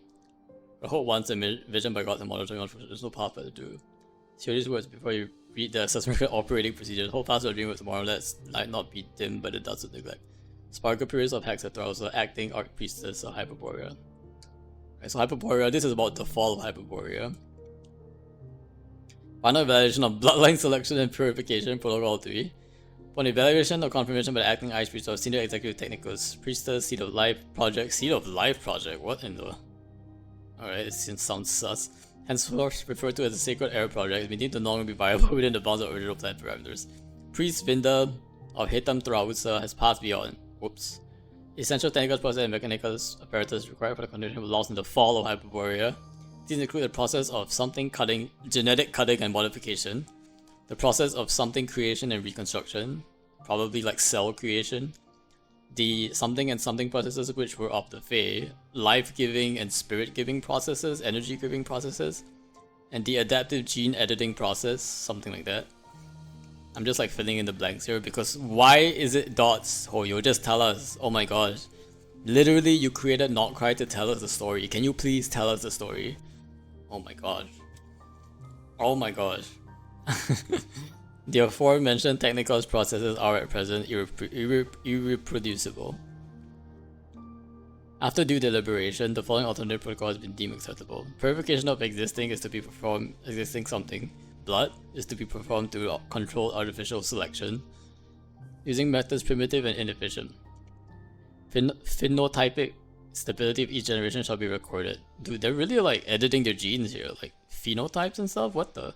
Then from this data, the most suitable pairs of the union shall be identified. Non-coercive means employed to persuade the parties to join the union. They're really doing some eugenics here. Should persuasion fail to meet the criteria detailed in Technicals Manual 090, promptly persuade next priority match and continue infection. Minimize risk of disease. Bloodline proximity index or breeding pairs should not exist. Yeah, you can't be too close to bloodline, otherwise it's incest and you will get bad spawns. Accordingly, no individual shall be joined in union if they share common ancestry within 5 generations. Okay. Course of action is expected to yield outcomes approaching the original objective after X successive generations of refinement and interaction. Every time the one prototype, the newborn sacred heir shall arise. Okay, is the sacred heir... Is the sacred heir the same as the moon goddess, then? Is she the one that will... Or is this more of like Lauma? Without the need for ritual implements nor the forfeiture of their soul, this heir shall command the pure unaltered elemental forces at will and shall at last attain fusion of the world. Who is the one that can use phlogiston? Who is the one that can use phlogiston? Traveler? Question mark. Question mark. Note, in light of projected population growth and limits of environmental caring, the practice of widespread artificial breeding will be terminated after 7 generations. Unaltered elemental force means not the 7 elements. Yeah, I think Traveler will get there. Traveler will get there. We'll get there. Thereafter, limited intermarriage within selected outlanders may then be sanctioned. Something purer like Kuvaki. Yeah, but Traveler can use Kuvaki, right? Traveler can also use Phlogiston, technically. At least part of it. Maybe not all of it, but like Traveler can technically use all of this for some reason.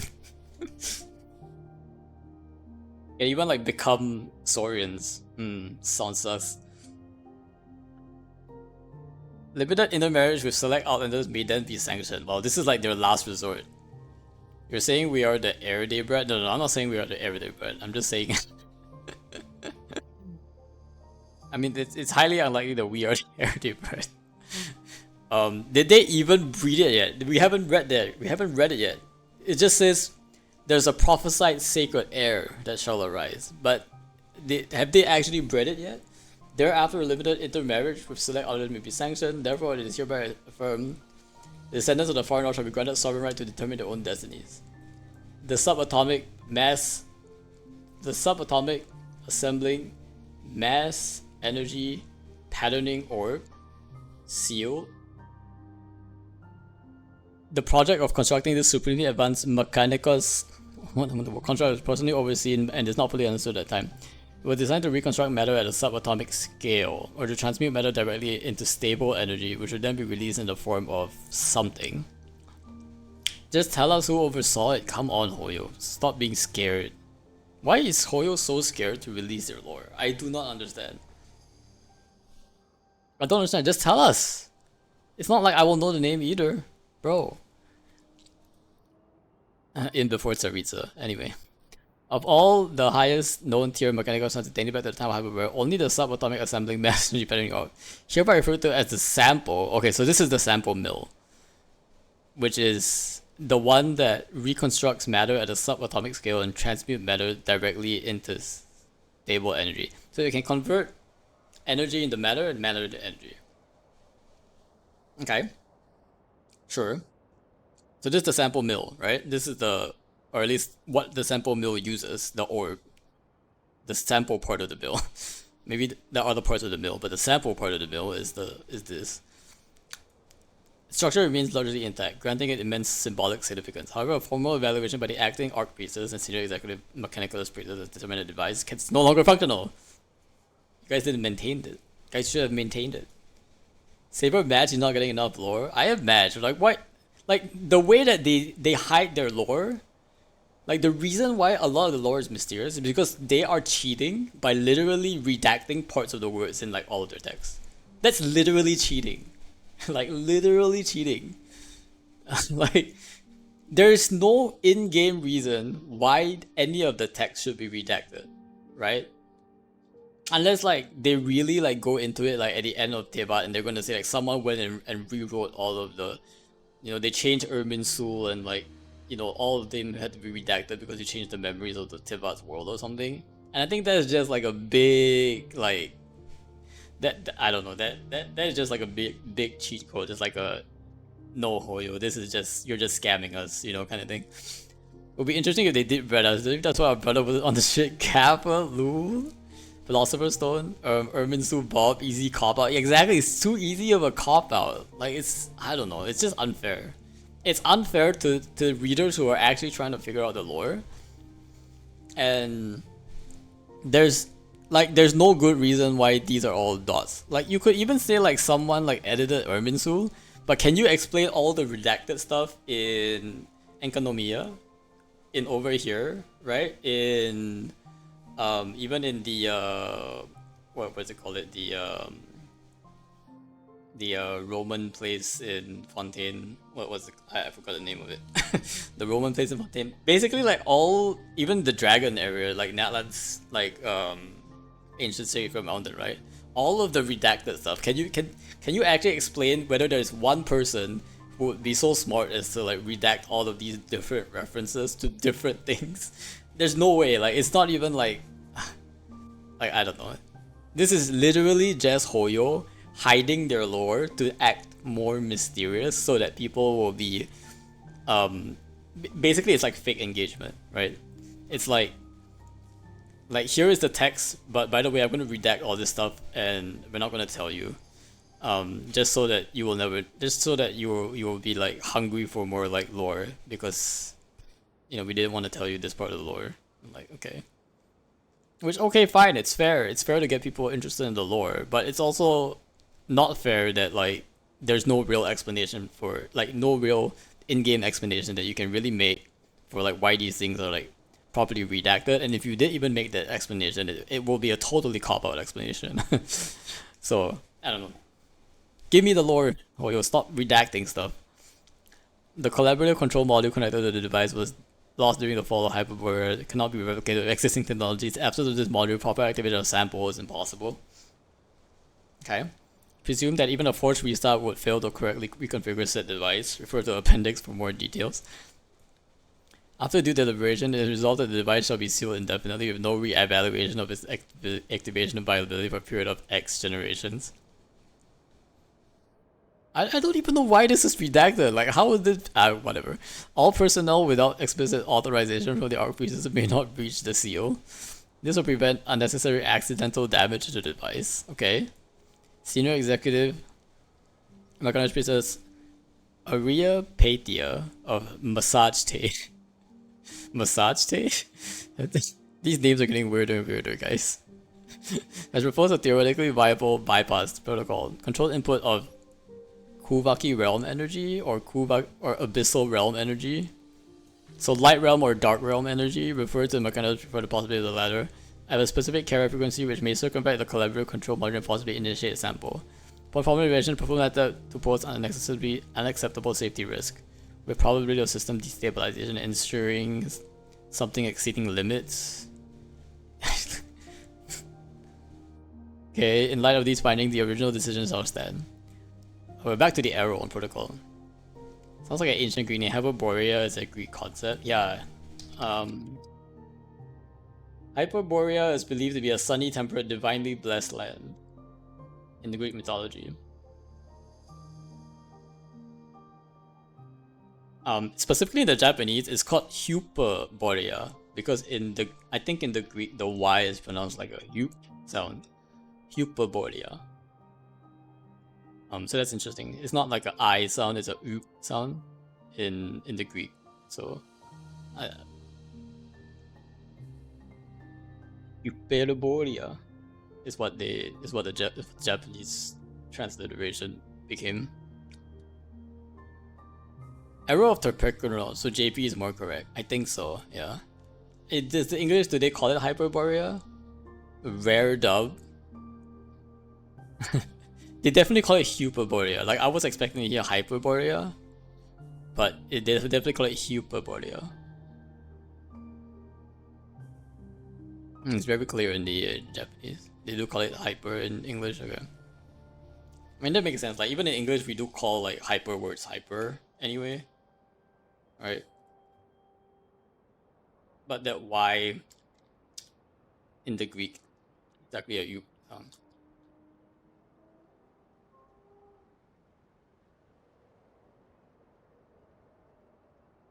They rarely say that word. Okay. Yeah, I think Lao might say it once. Low tier mechanism have a designed to solidify something realm energy into semi-crystalline polymeric form. Once stabilized, the material is subject to high frequency spiral acceleration and subsequently launched thereby purging a designated area or something realm energy. So abyssal realm energy or like dark realm energy, light realm energy. Okay? We're following? We're following. So the arrow is like blasting like a laser or something, I guess. Well, not a laser, like it's shooting like bullets of like light realm energy and destroying abyss contamination, I guess. It's a gun. Yeah, basically it's a gun. Acting Archpriestess and senior executive mechanicus have joined the effort on the device remanufacture is viable. Okay, so they made another one. The work shall be processed under oversight. Senior executive. So many senior executives. I've heard your massage date. Prototype device completion within something standard quarters. Okay. Upon completion, the prototype apparatus shall be subject to regular lubrication with ointments to prevent avoidable safety incidents. Whew, that was a lot from one book. Okay. Man, this quest is just gonna be books, isn't it? Right. It's just gonna be books, isn't it? Letter for Lovia. Okay, Lovia was the first one. So if we go back to Lovia, it's the first one. Like, the X number of... Probably pretty far down the line of Archpriestesses. Because it came together the decree number 963. Such an higher, right, thanks, man. Most Holy Imperial Lady Lovia. Append this letter to account for the tragic event that transpired. You asked the Advent people to welcome Holy Lady. But that poor girl. Hmm? She took her own life? What?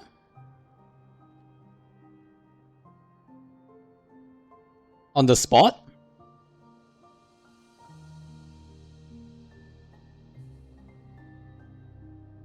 Seized by some terrible impulse. What does this even mean, huh? You welcomed her and then she took her own life? Question mark? I didn't understand why it seems irrelevant. Is this a translation error? Like, what? Welcome the Holy Lady. They failed to grasp the kindness behind your gesture.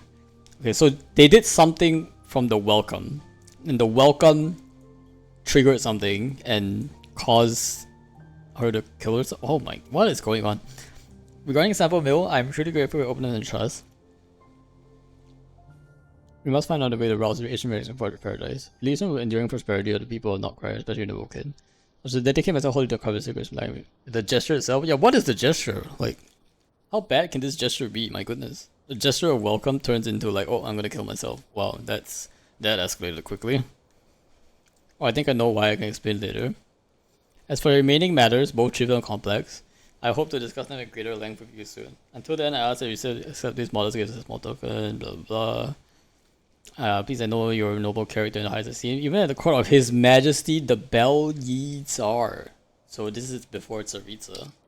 Bel Yi Tsar was the first cryo archon of Snezhnaya. His excellent followers are known as the Snowland Fae. Nice, nice. First cryo archon, rare to encounter a lady of uncommon foresight and deep devotion to greater good. Not to mention someone who willingly places the well-being of the nation above personal sentiment. Positions and interests are aligned, such as I will continue to work with steadfast friend and ally Rotwang. Tsaritsa's dad, yep. Is Tsaritsa only the second, really? Is she like that? Tsaritsa... is she only... She can't be the second, right? I'm pretty sure there's a lot more cryo archons. Oh wait, no. Tsaritsa is a cryo archon, having succeeded the Bel Yi Tsar. Pretty sure she's second. Yeah, she is second. Holy god. Wait. Oh wait, no. I think that makes sense. That makes sense because Natlan had a lot of pyro archons only because they were all human. So if the other archons are like more godlike, then they can live long. Okay, so that's okay. I think that makes sense. That makes sense. Sorry, I was still under the impression that there were a lot of because Natlan gave me the impression that there are like so many different archons. You know, from like got used to bait man's archons basically. Yeah. Most of the archons I actually don't have. There aren't that many archons. Yeah, Natlan is too many.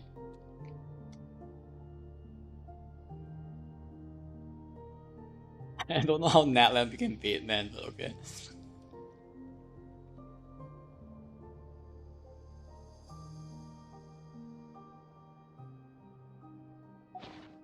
Well, Lovia was one of the OGs though. She was still one of the more OG. Even though like in this volume, like Lovia is one of the last ones, right? Since the fall of Hyperborea. So. Oh, there's more. Isla's notes and letter for Isla. Okay. Isla's notes first. So Isla was also one of that Archpriestess. Isla's full name is the Isla's. Let's go back here. See, now we have to do cross-referencing, guys. Doesn't this one say use the Isla name at some point? Don't remember, but let me just see. Isla. I'm looking for Isla. No, this is Arya. Oops, wrong person. Isla's different. Okay, Isla is probably a more recent figure. Have you read Reed Miller's book? No, I don't think I've done the Reed Miller quest yet. Very quite close to the Lords of the Star. This is the first world quest I'm doing, bro. I haven't done any of the other world quests yet.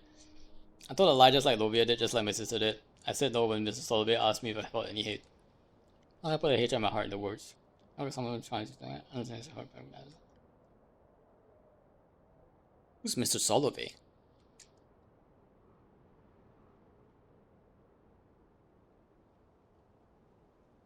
What would it change? I would only end up bringing needless pain to another tender heart.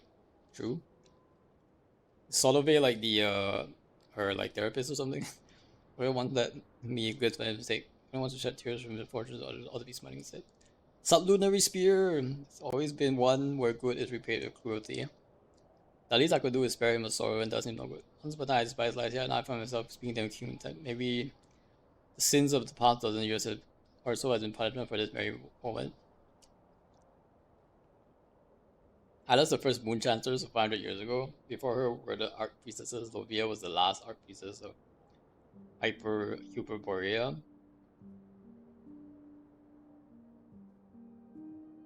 Yeah, I think they did mention Isla a couple of times in the story quest.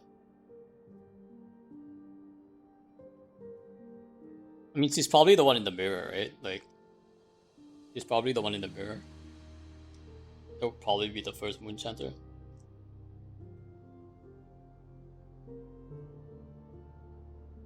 Doesn't matter anymore. For the noble Lady of Salt to the science of Gurubat's genie, there have been plenty of instances where the innocent have suffered the gravest punishment. Let alone a sinner steeped in something as I am. Ah, he even knows about the Gurubat's genie.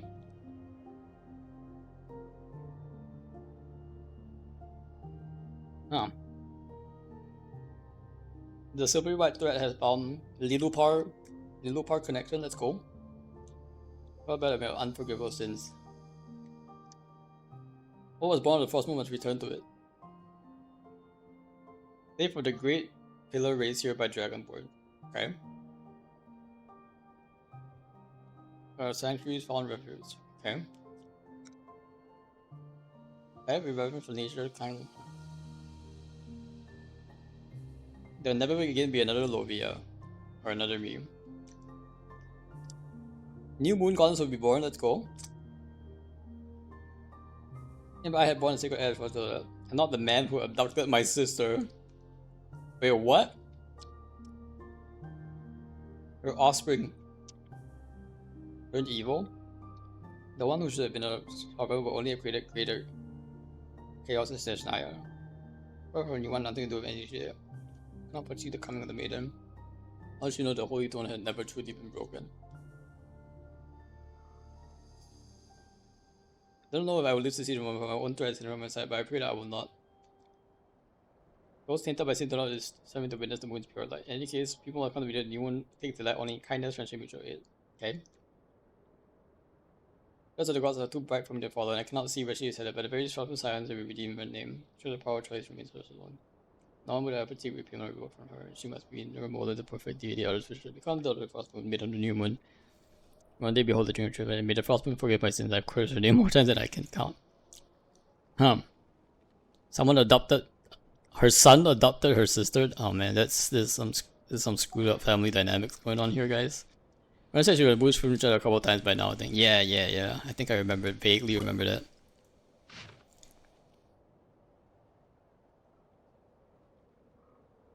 Dear Miss Isla, I'm sorry that I was unable to stop Miss Isla in that moment. Yeah, it was through her noble sacrifice that we ultimately thwarted Rotwang. Rotwang? Wait a second. Remember, she's pretended to be my close companion, right? Rotwang was the guy who wrote this note. Well, hold up. This note to Lovia.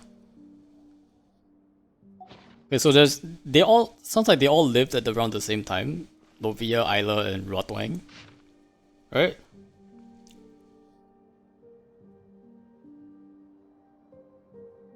Miss Isla, not Isla.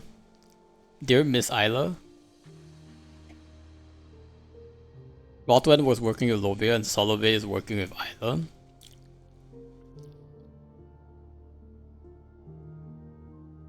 I'm truly sorry that I was unable. Read the first line again. Dear Miss Isla. I'm truly sorry that I'm unable to stop Miss Isla in that moment. Yet it was through her noble sacrifice that we ultimately thwarted Rotwang and prevented the loss of countless lives.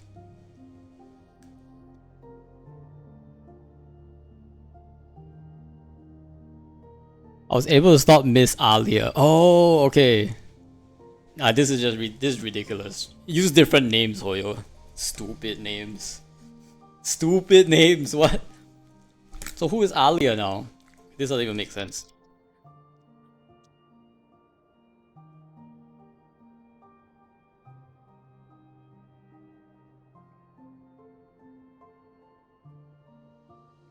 Wait, is it just a typo or is it actually like, is there actually a character called Alia? Wait, I need to check this actually. Letter or Isla? Is it actually a different person or is this just a typo?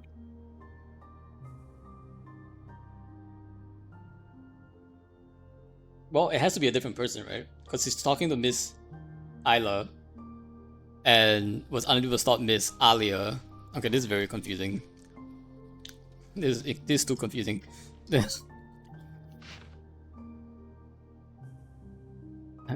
Dyslexia intensifies. Would it make sense to address her in a way as Isla? Okay, wait. Let's get the characters straight. This is why it's so hard. Lovia and Rotwang. Okay? They're together. And Rotwang probably like... No, this is Rotwang's letter, right? And said that she took her own life on the spot. Rotwang probably killed this person, right? Rotwang's a bad guy, right? He's like, oh, she killed herself, but actually I killed her or something, right? Is that what I'm reading? And then letter for Isla. This, dear Miss Isla, I was unable to stop Miss Alia in the moment. So she sacrificed herself to thwart Rotwang and prevent loss of countless life. Okay? Dear Pina, to be close friend, I hope to speak to you about this the next time you meet. So I'm trying to alter your opinion about us. Nothing else that you allow me to honor Miss Alia's final wishes by sharing words with you. The names are too similar. She asked that I will render all possible support to you. Which I will. You're my best after all. Solove. Okay, this is Solove's writing. It is Solove's letter to Isla. I realize only as you spoke to each other your role in the deal.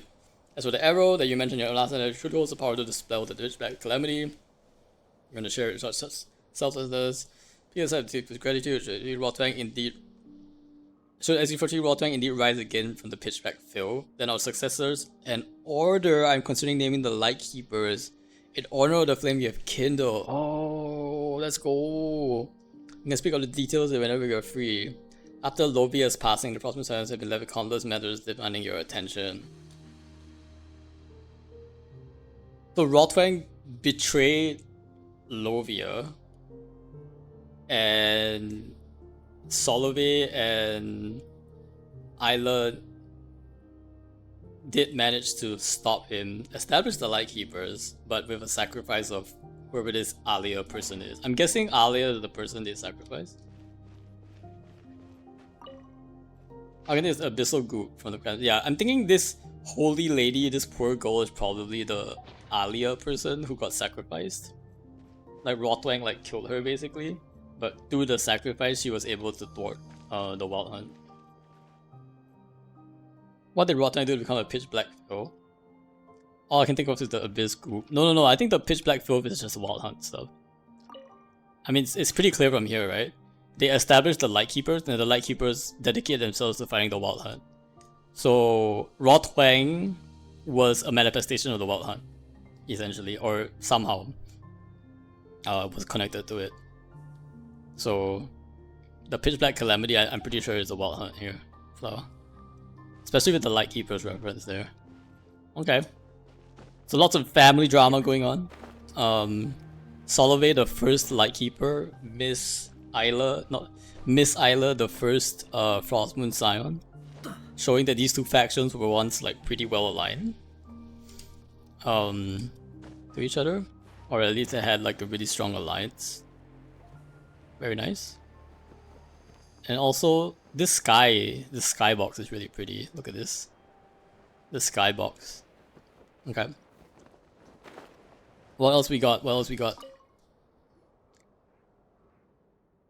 Something beneath the water. Is that a sword? Oh, we got sword. That's all we're here for, boys. Who cares about the lore? We got the sword. Give me sword, Hoyo. Why would there be a sword here? Hold on. Could this be the ritual sword forged from Hyperborn Moonlight that Lady Isla supposedly left behind? Let's go. So offer the very first drop done on the new moon. Okay. Or to like cut herself and drop. Okay. Cool hanky. Okay.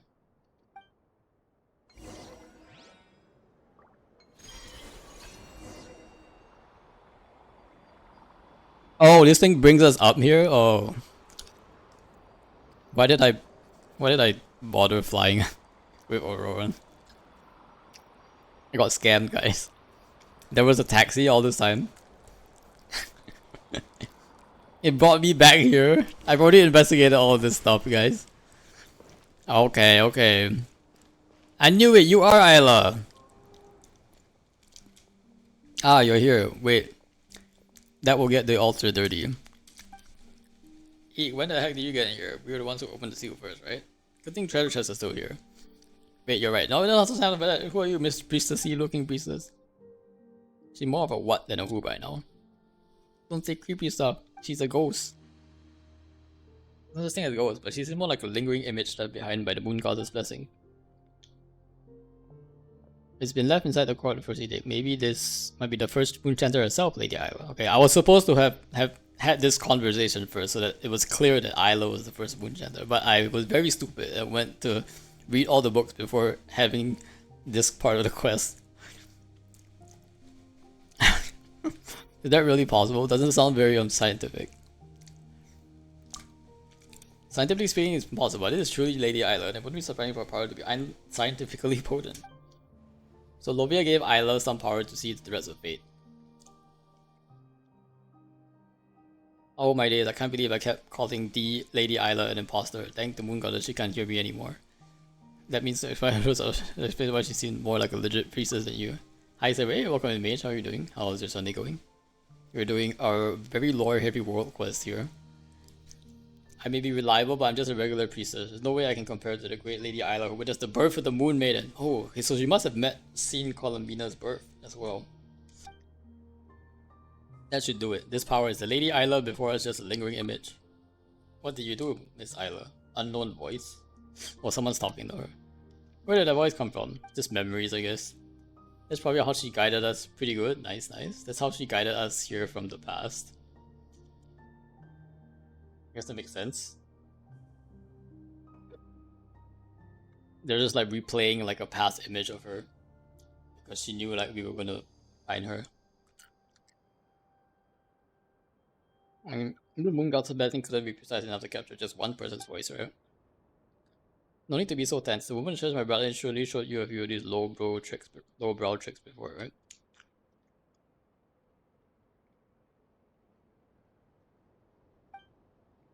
You know you're blessing that records awareness, so that the brave warrior over there can hear our words. I am a brave warrior, let's go. Come on, Hamon, you're most definitely dreaming. What was I trying to record at 500? There's no way she could actually see us. Over there, but I don't see anyone.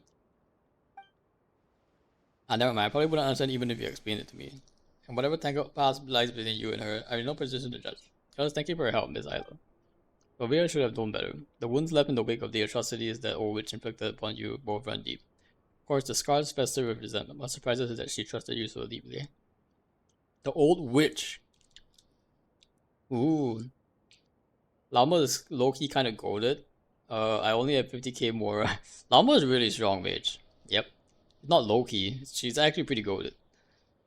50k Mora is a bit on the low side though. You probably gonna need to get some more Mora. I feel like 50k is like gonna disappear in like a flash.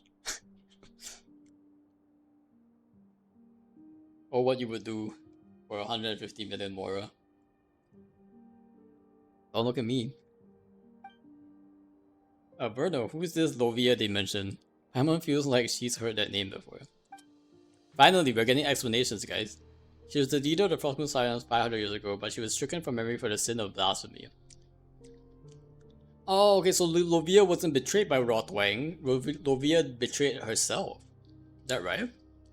Normally only seen and super reliable pieces like me would even know about her. Got her, I'm at 1000 EM right now, let's go. That is perfect EM. Someone like you know something, I can't be that much of a secret. Hey Rue, what do you mean someone like me? I think it should be top secret. Ordinary folks. Wait, outside I don't even supposed to have heard the name. Resentment for what? Everything you and I went through was always meant to be. There's no past or future, because the past is the future. Uh-oh.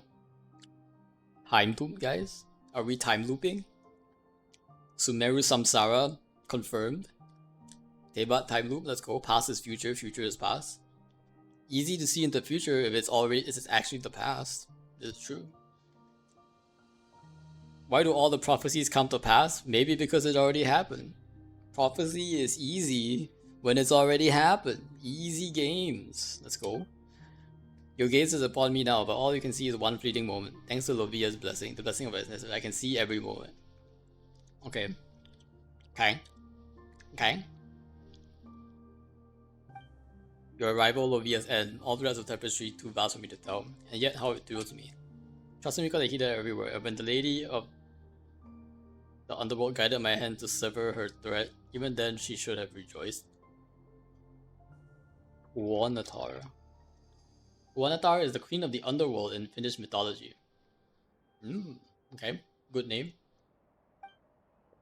A lot of Finnish mythology names here. As for you, you'll be leaving this place soon, won't you, Mr. Solovey? My role here is finished. The believers outside already hail you as a new prophet. You no longer need to endure the suffering imposed upon you. I still think I must do. I need to uncover the mad monk's true intentions. For my fallen friend, the people of this land, he must pay for what he has done. The mad monk must be Rothwang, right? With Lovia's secret years of current evidence, tracing is actually much easier. Once again, thank you for your help, Miss Isla. You don't? So you still don't know anything, but that's alright, you will soon enough. I'll take that as an encouragement. To me, it's already happened. Twice shall the serpent fall, first strangled by the flesh of the faithless and then shirking away from the light. You and I will ignite together. But you shan't be the one to cut off his thread, because the fate does not belong to you. I don't believe in fate, I'll just do what I can. Like, bro, I end up with this, like, future stuff. Like, just let me do what I want to do. And do what you can. Before lanterns are lit, I'll be waiting for you. You're the hero meant to protect Elysium. Ooh, Lightkeepers. They keep the light. Makes sense. I know it's been a week for you, but all the times Isla referred to as hero, and Bernard got angry corrected her by saying heroes. Maybe Isla would just knew someone would arrive eventually. I mean, it sounded like the past is the future and the future is the past kind of thing. Like, because you can see fate. This new RD domain pissed me off. Well, don't farm the domain mage, farm the Stygian instead. Farm your artifacts at Stygian Onslaught instead. It'll be a lot easier. And you get bonus artifacts from it too. And plus you also build up towards the dust that you'll get from like farming it in Stygian. So yeah, just don't do RD domains anymore. I don't know what that means. Oh no, have you wait, do you even have Stygian Onslaught open to you? Yeah, after the world quest I can show you, but there's like, it's like one of the endgame modes, and in Stygian you can basically farm artifacts without using the domain. And it's a lot better because you can actually get bonus artifacts for doing it. You have Stygian? Yeah, so in Stygian you can actually claim artifacts, farm artifacts from that. When you like battle the bosses there, every time you complete like a battle, like I think it's hard mode, you can get like you can claim artifacts. You just have to choose what artifact you want in the starting screen, and then you can use that as a way to farm artifacts, which is really neat. And it's a lot better than like farming the RD. It's a lot more fun than farming the RD domains to begin with, but you also get bonus artifacts on top of it for the first week of Stygian, which I think lasts for another 4 days-ish. You also get a dust if you manage to use a total of 1200 resin in that domain, which would require you to basically like focus your resin attention on Stygian for like the whole week essentially. So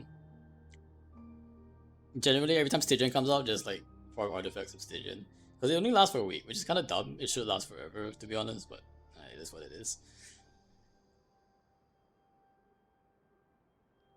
It's too late for the it's not too late. If you just use a couple of fragile resins, you can definitely claim the dust if you really want the dust. I'm pretty sure like as long as you're saving fragile resins, you have like a stock if you need. So that's what my stock of fragile resins is for. In the event that I screw up and like, oh, I need to use resin, that's what my 300 fragile resins are for. So far I haven't screwed up yet though.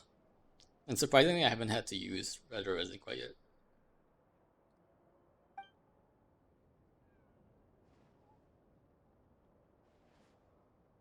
Guide you with the stones. Fitting, for they are just as out of place in this world as you are. They are just out of place in this world as you are. So the stones are from the moon. Confirmed. Okay? Or maybe even not from the moon. I don't know. We'll see. Your threat simply will not catch in the loom of the sublunary sphere. Basically, you're not in Irminsul. Okay? I have to guide you with the stones. Okay? Bruno, what's going on? Are you still sure she isn't talking to us? Not anymore. The stones only fell recently. How could Lady Isla have known about them 500 years ago? By way of apology, I left the last sword poured by the Apostle of the Golden City, yes, in the ever-flowing white spring. After centuries, any bloodstains and bitch have been washed away. Let's go. Please accept this as a humble gift. Yes, thank you, Isla. Thank you. I choose to believe you are the hero of the sublunary sphere, the one destined to fell the undying slipper on our behalf. Oh, okay. So we're the heroes again. Okay, I see what you're doing, Hoyo. So Raw Twang might still be alive. Is that right? Because they're undying. I guess it makes sense. Wild Hunt can't die. This is the last time we meet. If you follow the light and find those who share my bloodline, you will come to understand my words. Could it be possible that Raw Twang is actually like rarer? Like it's actually like the Moon Hunter? Hunter of the Moon? Could be, right? Because, or maybe at least related, if they're both like Wild Hunt spawns. We'll see, we'll see. If you follow the light and find those who share my bloodline, then you will come to understand my words. Are you talking to someone? Nothing now, please don't give me any longer business out of it. I must begin stealing this place at once. You know, it's funny because she has to talk to someone in the future, but because the other people around can still hear her. She's like, it's okay, Solomon. I'm not drunk. I'm not drunk, sir. I'm just talking to people in the future, right? Just give me some space. I hold no resentment toward Lovia, but our children must not be stained by her sins. That's why even crouching she brought on the burial. I'll see them all here. This too is part of preparation for the birth of God. Right? She's doing sealing. But we just undid the seal. Uh-oh. We're all tainted by sin. How could we ever hope to behold the moonlight in the purest form? She vanished. Just like at the back of Time Club, Lady Isla who get us back the Sanctum Seal, so because she just saw she left behind. I knew it! She's the lady in the mirror. But Paimon still didn't get it. Why would Isla give us a sword? About the undying serpent stuff? We're not gonna fight some giant snake max, are we? Uh-oh, Paimon. You bet we are. Let's retrieve that sword first. Yes, let's retrieve sword. Give sword. Give sword, Hoyo. Maybe we'll all start to click as we get the sword. Got a good RD first try. Nice, let's go, mage. Easy. Easy games. No other books here, right? Yep. Okay, we read all the books. So let's go back down. And grab sword. Wait, can we just go down? Why do we have to write this thing? Let's just grab the sword.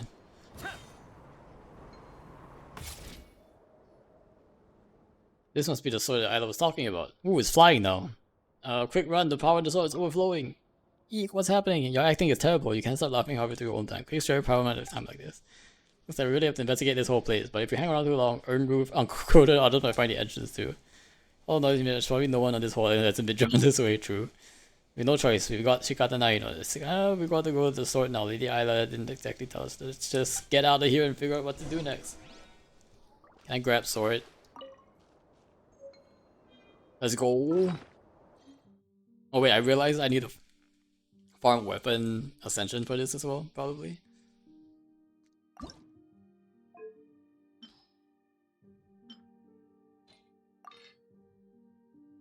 Oh, wait a sec. I have like all these.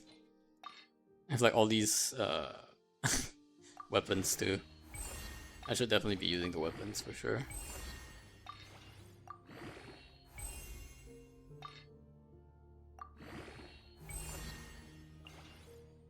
It also uses Thunder Glory of the Far North. Okay. Okay. It doesn't have refinement material though.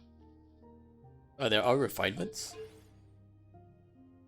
Elemental burst damage increased by 20. Comparable energy capacity does not exceed 60 or 40. Elemental burst increased by additional 1628. Okay, 48% elemental burst damage increase is pretty good. It's pretty good for Kaya, I think. Well, Hunt is 100% caused by Rarer, isn't it? I mean, it's literally caused by his like bones.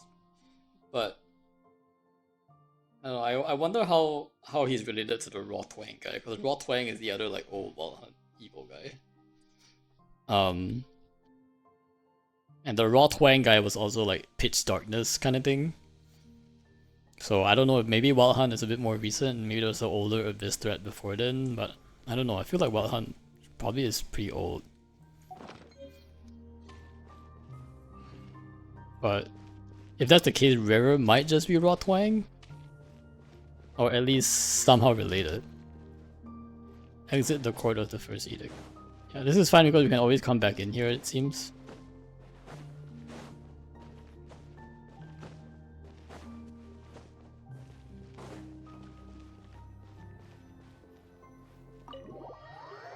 Rarer was also called the Moon Hunter, so awfully quiet. Earnroof and Uncle Kudo, weren't they hot on the trail?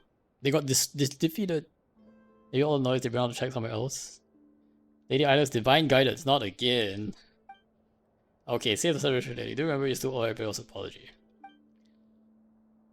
I'm not the type to get so caught up in reading Isla's, I forgot everything else. Sarah, my model name, the sublunary sphere, not again.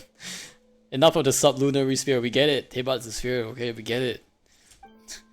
While we are at work earlier, we came up with a super scientific plan. But whether we finish checking out the Sanctum for looking for Lady Llama, then we can save time by eventual apology more efficient. Sound plan, I should say, Rahita.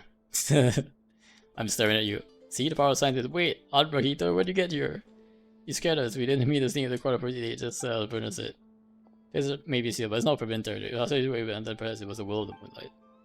It's all part of the moon maiden's sacred guidance, just like the poems say. As for you, Bernatska, you are coming with me. Lady Moonshine wants to see you in person. Wait, no, Aunt Rahita, didn't you just say, as a priestess, you acted without permission, broke the rules, and tampered with taboos. Aside from the outright murder, you flouted every major law we have. Now come, and we ordered Lady Moonshine to come and fetch you herself. I'll explain everything later, I swear, but first I'll need... Rahita drags her off. Sorry, Berna. You got your just desserts there. Sure dug that grave nice and deep for herself, didn't she? Got no idea what Lady Isla wants to do, but the sword we left behind. Maybe it meant for us, might as well hand it around. Looks like a real Frostman relic anyway. Let's go! We finished Polka Beneath the Moon's Oracle! It was mostly just reading 3 books. Not like this. Scam. Yo! Yo! Look at all these achievements I have not claimed. What? This is actually getting ridiculous. Look at how many achievements I have saved.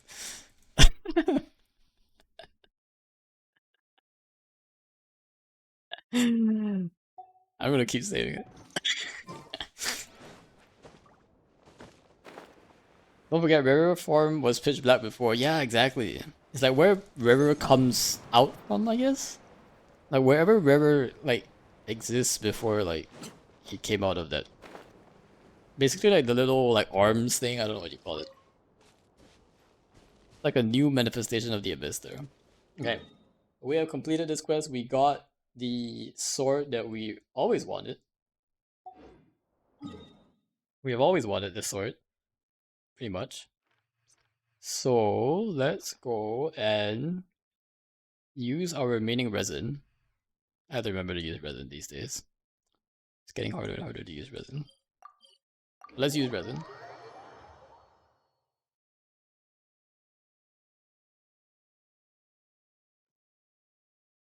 Maybe rarer is Rotwang. Did somebody connect those dots yet? Rotwang, maybe not, but we'll see. Nope, they were different people. Never mind.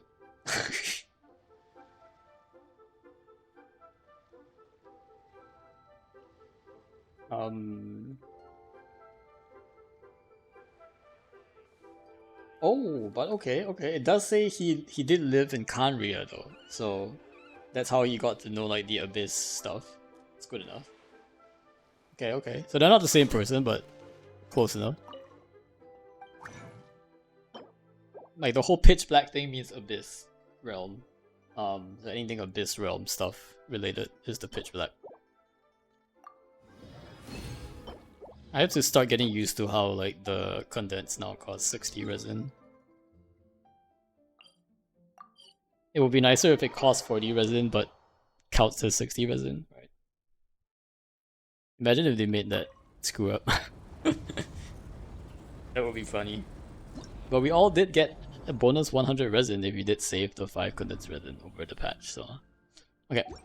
More farming this guy. You can see I'm not even bothering with the other bosses. Although it does look like the local legends now are like actual quests on the board. Are the local legends co-opable, Brushy, for the Not Cry ones? Are the local legends co-opable or are they not quite?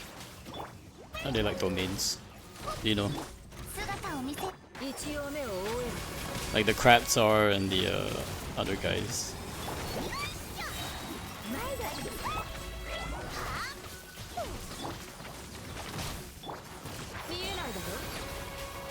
Stygian artifact farming, let's go.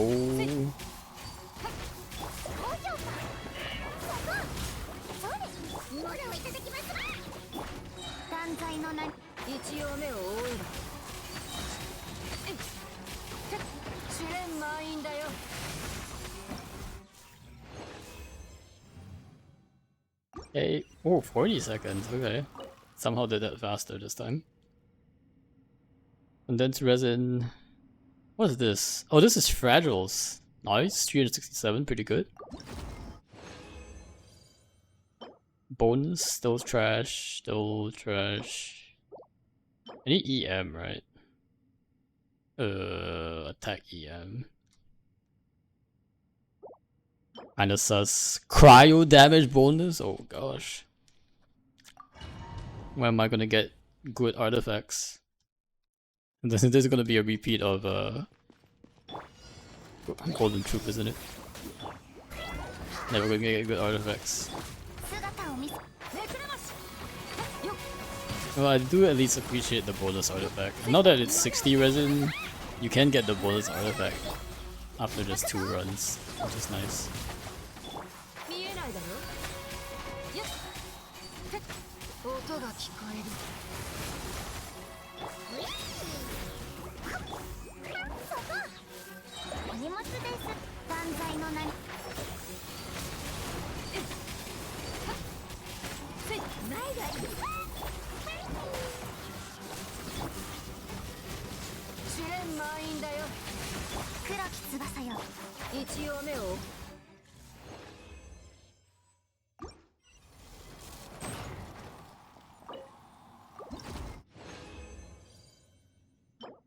Not quite good. Healing.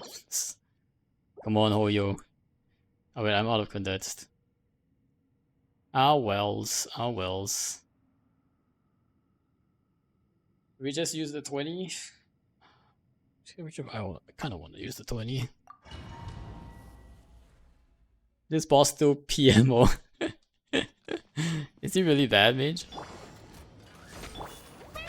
This is probably the easiest boss out of the 3, that's why I'm doing it for this boss. You just need a bow user, honestly, and then it's pretty easy. There's no like really crazy mechanics going on here.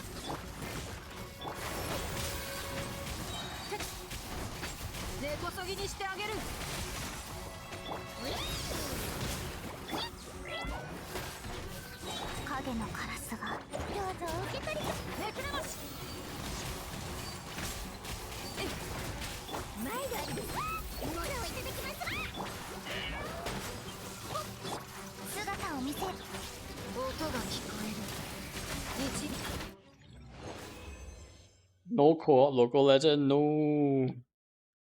One thing that occurred to me is that Notcry definitely getting expanded because what kind of region only has 2 bosses? Yeah, it's definitely gonna get expanded for sure. We'll use 20 original, I guess. And we got trash as usual. Yup, same old, same old. Nothing to see here. Alright, alright. We used our resin, let's get out of here. Exit. I think one thing I want to do is actually verify that the fall damage works on Jean. Because like when I was trying it in Abyss, and don't get me wrong, like some people have told me that the fall damage actually does work. And I might just be doing something wrong. So let me try, and I think there is a Mirror Maiden in Chamber 1, right? So I'm just gonna put like Jean in there really quick. Jean.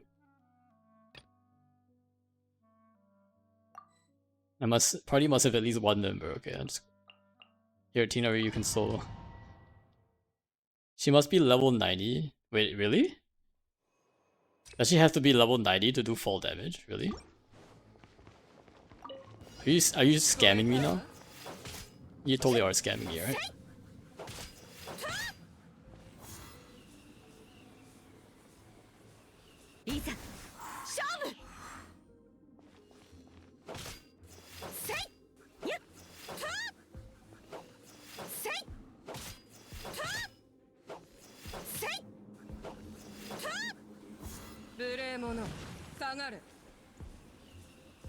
Maybe I have to hold it for as long as possible. She's not taking fall damage, right? Like, what am I doing something wrong, guys? Am I doing something wrong?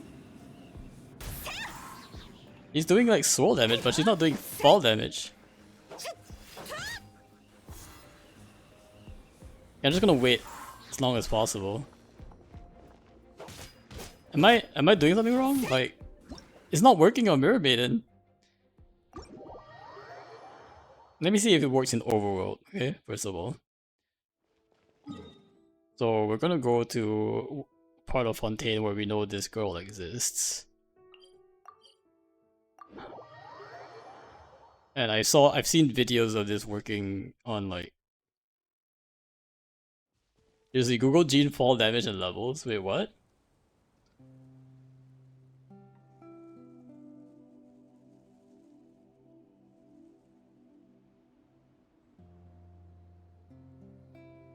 It says leveling your Jean to level 80 is necessary if you want to abuse level 100 enemies. Wait, what?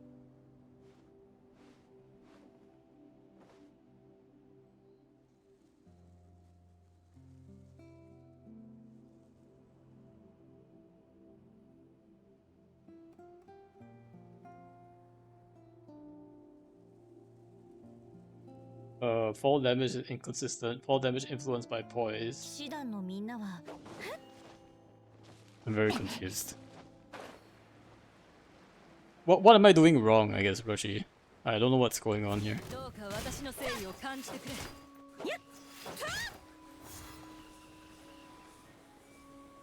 Will this guy take fall damage? Oh, this one took fall damage. I took 65,000. And I did the double for damage. He took 90. This one works.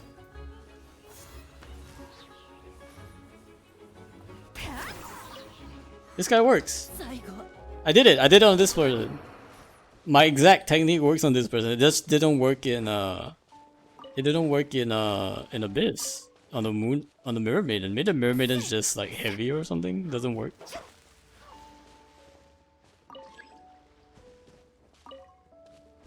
Need a Hydro Core? Wait, wait a sec. Is this a puzzle I haven't done yet?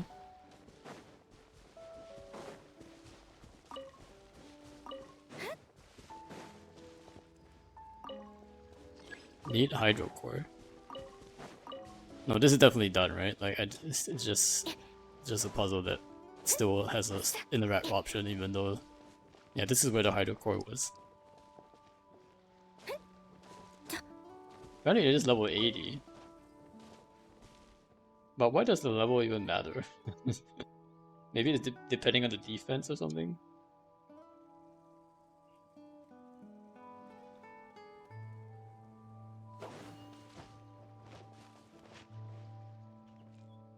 Gale Blade's pull effect depends on the level difference. Sensitive to Gene level by level. For Gale Blade to continually able to pull opponents, it seems level difference below or equal to 20 is required. Below or equal to 20. Okay. Wasn't the Mirror Maiden in Abyss? Was she like higher level? Is that maybe why?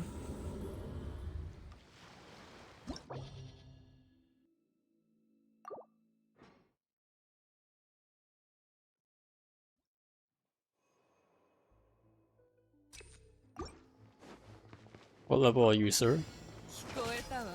It's level 95, it shouldn't be a problem. Like,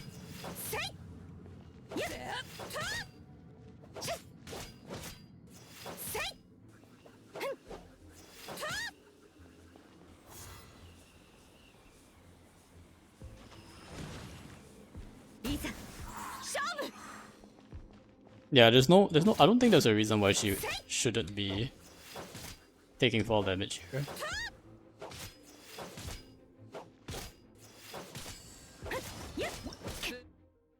I don't know, did you just patch it for Abyss? I don't know, someone should confirm this, but like I don't know why this is not working on this Mirror Maiden. It definitely worked in the overworld, but it did not work on Mirror Maiden.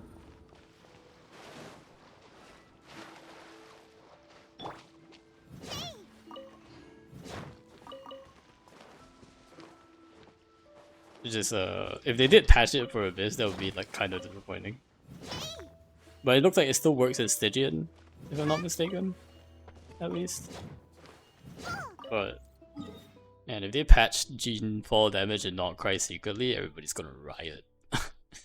There will be a riot on the Gene mains, for sure. Might just be getting hit myself though. Alright. So Nasha Town. Shall we craft one of the weapons? The weapons? Because the weapons are pretty good. Pretty good.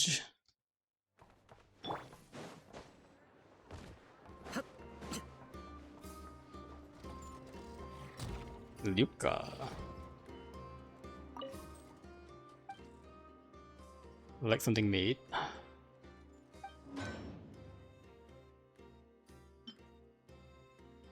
Okay. So we can make a Black Marrow Lantern. I think it's actually pretty strong. Blue damage increased by 48%. Pretty good. We can craft Master Key. One causing EM reaction increases EM by 60. And then we can craft... what else? Serenity's Call. Oh, I think this is the one I wanted. Right?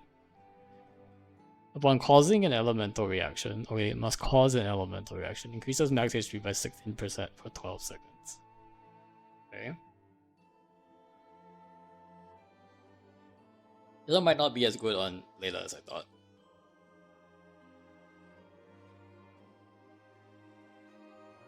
None of my other sword characters use HP though. Honestly, like I think the other sword that we got from the quest is better. We'll probably stick with that. Prospector's Shovel. Electrocharge damage increased by 48%. So this is the Flint's weapon. I would be super interested to see how this works on the Candace actually. I would be super interested to know that. Then this Bloom damage one. Bloom damage increased by 48%. I think it's actually pretty good. Plus this is EM. I think this is actually a legit one we can make. Lantern emits a faint ghostly glow And it's 48%, right? So like at R5, this is like 96%. That's pretty dang good. What floor you want me to test? I mean floor 12 on the Moon Maiden. If you can try to get floor fall damage on her. Yeah, just any kind of fall damage on that Moon Maiden or Jean. I don't know why it's not working on floor 12 chip first half as the Mirror Maiden. So I think Black Mirror Lantern is gonna be pretty strong here.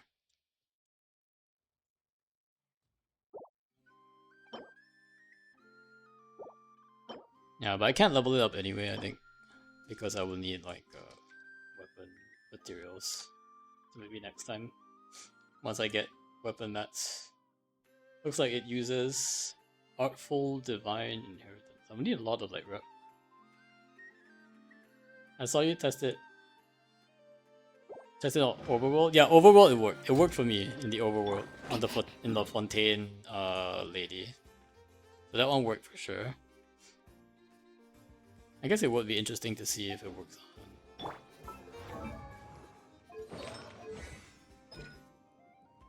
Oh, I know. Can level Aino's skills up.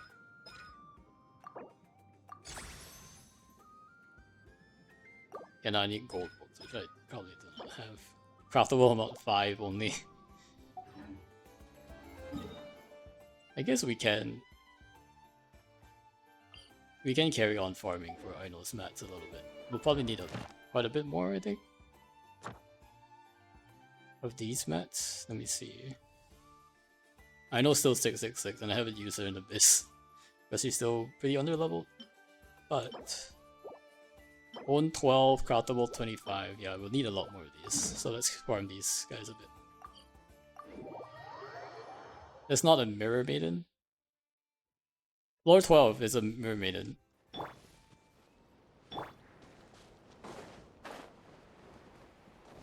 Oh, you want me to test on an Overworld Mirror Maiden? That's a good point, I guess.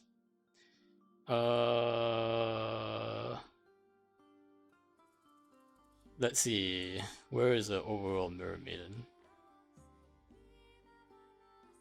I think we already beat this Mirror Maiden here. Where else is the Overworld Mirror Maiden?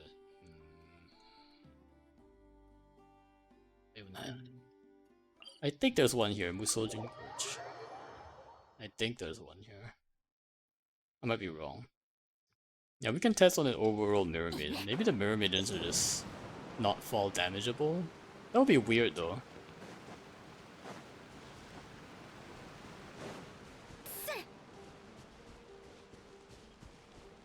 Yeah, there's no Mirror Maiden here, never mind.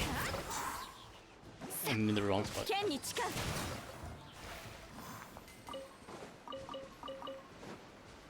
Isn't there one though? I feel like there's supposed to be one around here. Oh, I think it's across this cliff.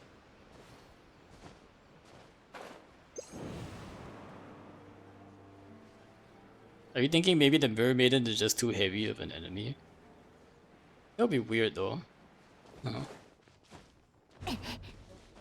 Maybe Mirror Maidens are immune to fall damage.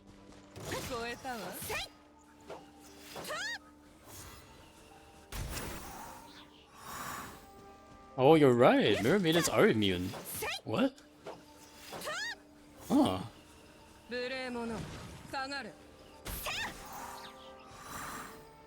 No, she took damage, 61,000. I saw that. She did take damage. She did take damage. Nope. She's not immune. She's not immune. She's actually not immune. 41k damage, see? She's not immune. She's not immune. It's just Abyss, I think. It's just Abyss, I think. And this is level 98. This is higher level than Abyss. So it's not a level difference. I think they patched it for Abyss. Or maybe at least for Mirror Maidens in Abyss. Maybe the heavy enemies in Abyss it doesn't work. Maybe I'll try Abyss, but like maybe a lighter enemy. Maybe that's the reason. This is very strange though. Like if Let's see, are there any other floor 11 any light enemies I can try it on? Maybe I can try it on this like Nobushi guys. Maybe maybe these Nobushi guys. I can try on these Nobushi guys. Although I've never tried them in Overworld either, but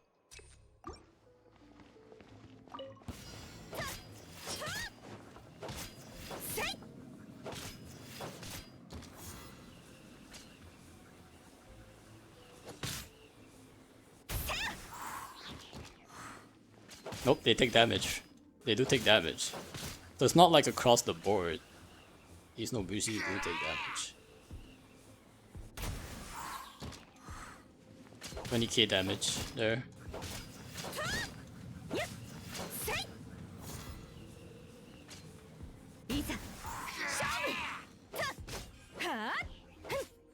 Yeah, so the Nobuchi do take damage.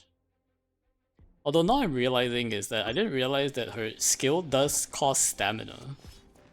That's something I just realized. Her skill does cost stamina. So I need to like wait for the stamina to be pretty high first. I can probably do more damage. And then when he died. Can I knock up the Kairagi?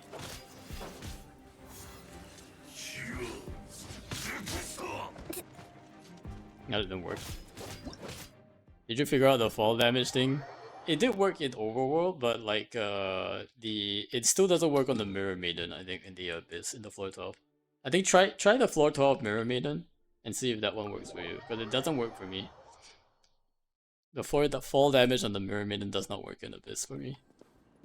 It might just be like some weird way that the Abyss is coding the fall damage, but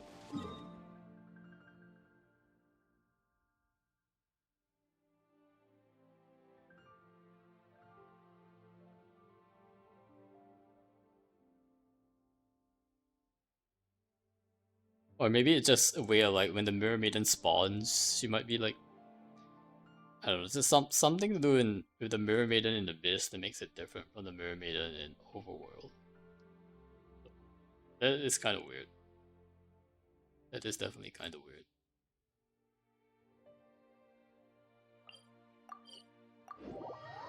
I don't remember if I collected my egg today, so let me check. Oh wait, I didn't collect my Not Cry thing either. Let me collect my Not Cry thing. There's a lot of daily things we need to collect these days, guys. I'm gonna collect your daily foods.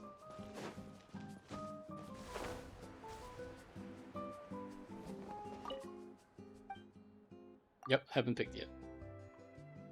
Pick any one you please. Light of the Blazing Sun, please.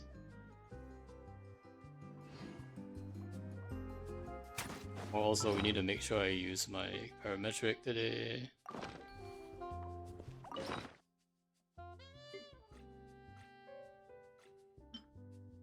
What? How do I have so many carrots? Too many carrots. I shouldn't have put it here, I should have put it like... and get a callus.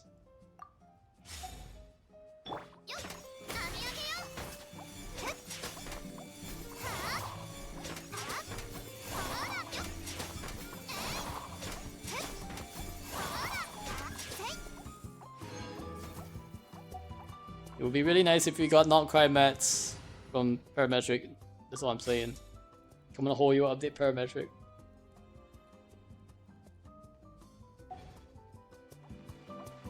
Not min picker enough to collect. Hey, it's all for science. It's all for science. Now we're getting free food from like 3 regions. So Fontaine has one, Not Cry has one, and Atlan has one too. There's technically like the daily fortune you can get from Inazuma, but that's not food, so it doesn't, and it doesn't even like stay in your inventory, so it's kind of lame. This one you do have to consume though, but I can save the eggs. Look at how many eggs I have, guys. I have the eggs from the world quest, still have. I have the blood of, I have all these fun eggs. Let's see, Not Cry also has... Just in hydrate, alright, thanks, Vane.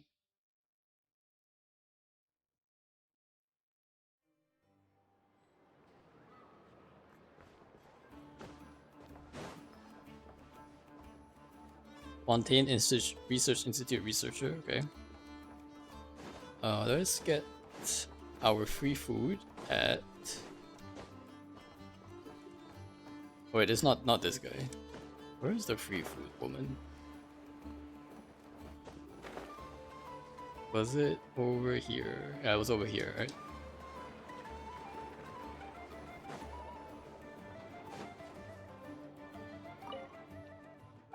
Fresh honey. 1 sugar sculpture, please. Sugar sculpture, Frostfin whale. Oh, it expires in 7 minutes? Oh man, it expires. What? I didn't know it expires. Alright, what happens if I use it?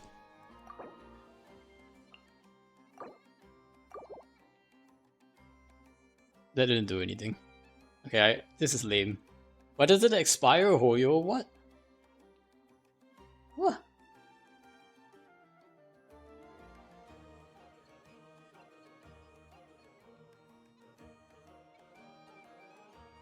If you have a playable not cry character in the party, they will have a unique dialogue and will receive a unique sugar sculpture. Oh, okay. Nice, nice.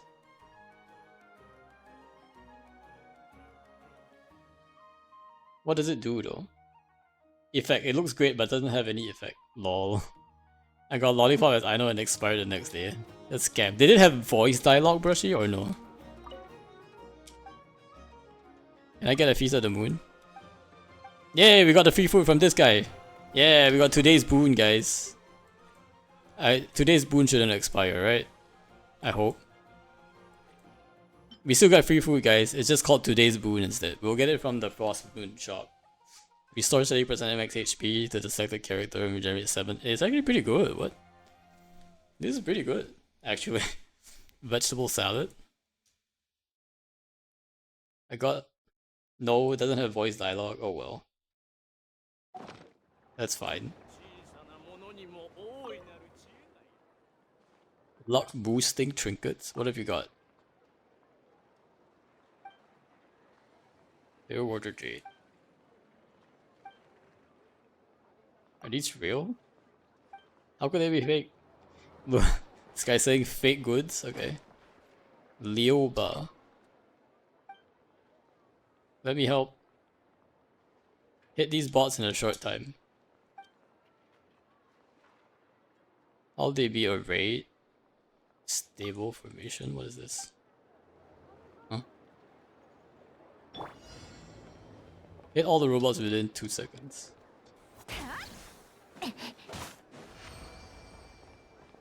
Oh, is this like the... Is this the glorious formation? Is this the new...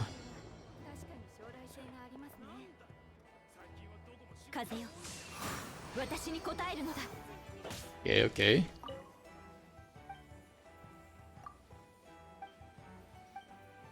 This is the what's her name from Monster, but the bot version.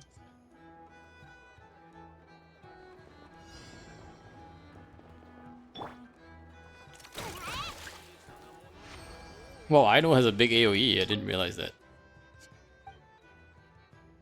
Alright, one more.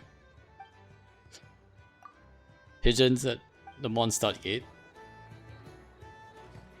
Oh, this is hard. Yeah, let's go.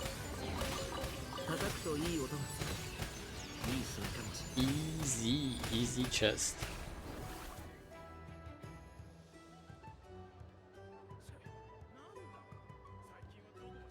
Let me see which chest is this though. Is it this one? Nope. Mondstadt PTSD, this is the one. Oh, there's a chest right here. Easy. Easy.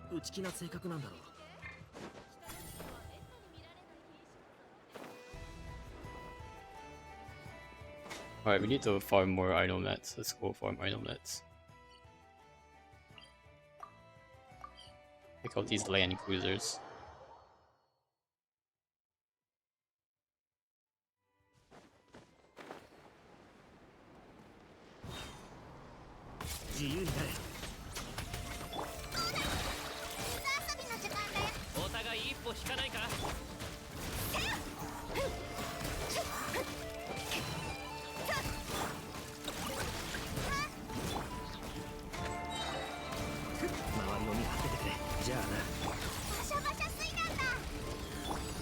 Why is he flying in the air? あくまでのありし栄光よ。はっはっそれ。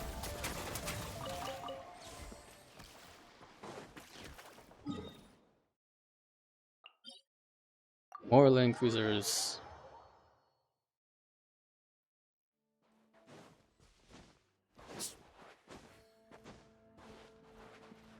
I see Waldo Hut is over there. お互い一歩引かない。 I have a feeling it's just gonna devolve into that. Like, yeah. Everybody's all different factions, but at the end of the day, the Wild Hunt is the biggest threat, so everyone will unite. Woohoo! Everybody's happy. And not cry. Maybe. Probably going to be the story's going to probably be something like that. We'll see though.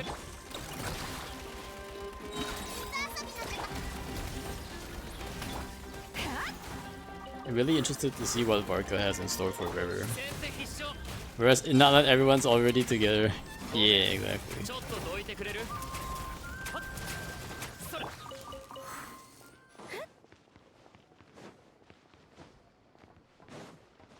Outland, everybody is already friends.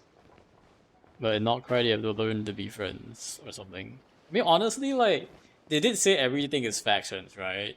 But Crossmoon Scions, Lightkeepers, Kumkang, Kling Klang, Kumkake Shop, and Knights of Favonius are probably gonna be one alliance already. So it's like, honestly, maybe just 2 clans.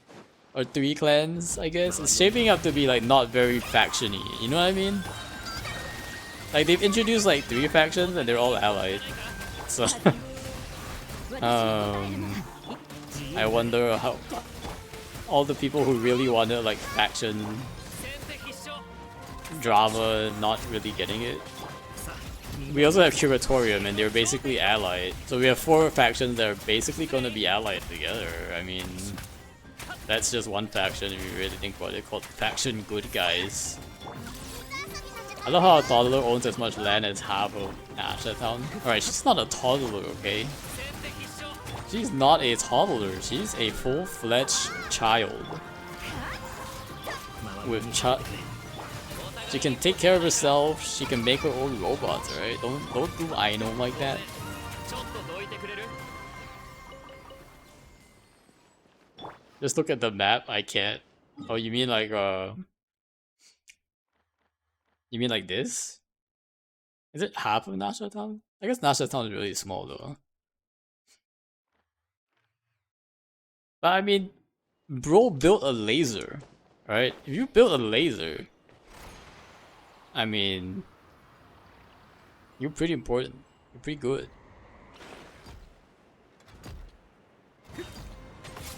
How's that shop so big? I know it's ballin', alright? Also, like, I think, like... Oh, I can actually disable it. Okay. Right, I could do that.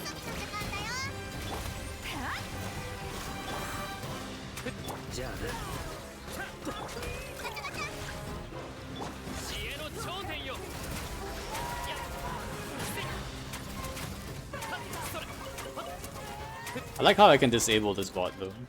That's very nice. Also, the combat music having like random like shouts. Pretty dope.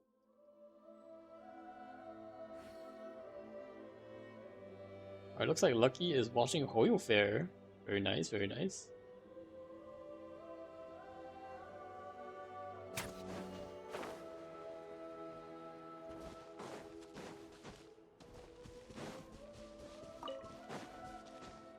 Enemies.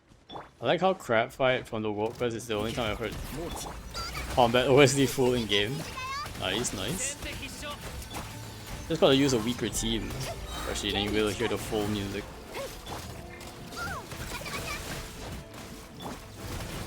You gotta nerf yourself to enjoy yourself. Not a completely alien concept. Like, would it be fun if you just one-shot everything in Abyss versus like actually have a challenge? I don't like this cutscene. Like, I don't understand why they have to play this cutscene every single time. Like, I just want to pick up my stuff. Like, just give me control of my character. お互い一歩引かないか知恵の頂点よはっや直せな失礼と風よ私にこ You think Mavika is learning that's it? Other two are bench warm. Pretty much. Pretty much. 先手必勝 Do you think you will get to that point though, Rushi? Like, do you think like if you pull for like a really OP character and they like one-shot everything, do you think the game would still be fun for you? Would you have fun just knowing that you're one-shotting everything, or do you think it would kind of make it kind of less interesting? Or would you be like totally okay with like one-shotting everything and that feels fun to you? I feel like people have different opinions on this.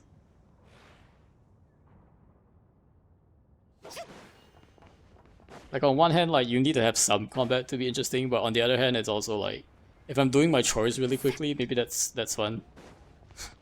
Especially if it feels like chores. Also, I have to stay efficient. I still have mid characters built for fun and co-op. Okay, okay. That's fair, I think. Do these guys... I wonder if these guys give me mats. Test phase 1, aerial firepower test. I hope these give me mats, otherwise I'll just leave. お互い一歩 But I did this before, I'm only doing this for the mats, to be honest. あちゃ Oh my gosh, you one-shot Setos. Okay. Okay, chill there, bro. Chill there.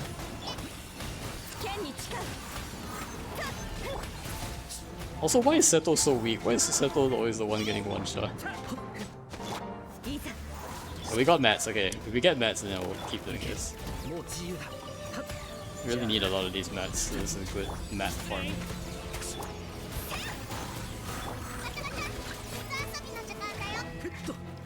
風の神我らを導きたまえいざ勝負あまり遠くに行くなよお互い一歩引かないか悪魔のありし栄光よとやっほっ周りを見張っててくれ If you were to bet, like, how many people will C6 Alice, you think it would be very common? I would think it would be very common. But also, I think it will depend on like how good 風よ and necessary C6 is at that point. What do you think if I actually do end up C6ing Alice? That will be a good time. Testing concluded. Data retrieved. Wait, aren't there still more bots though? Or were all the dots? There's still like 4 bots here though, guys. Can we do the remaining stages? Testing concluded.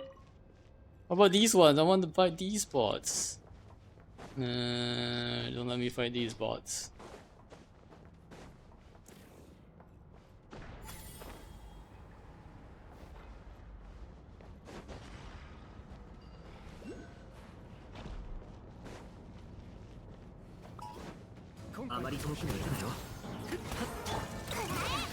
I wouldn't be surprised. Nice, nice. ごめんちょっとどいてくれる 帰ろう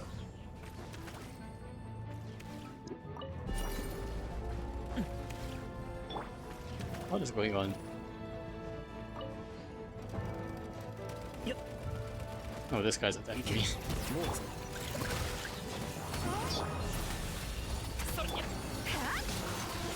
仲間を守らなくては剣に誓う But this guy hits pretty hard too. Not that I'm using it. いざ勝負はっやさあみんなに会い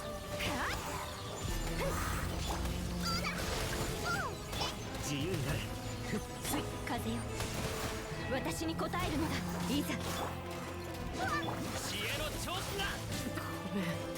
Oh no, he died again. Within Jean's burst too. I guess Jean's like continuous healing doesn't do like a ton. She doesn't have a very strong continuous healing. Let's probably stop up there.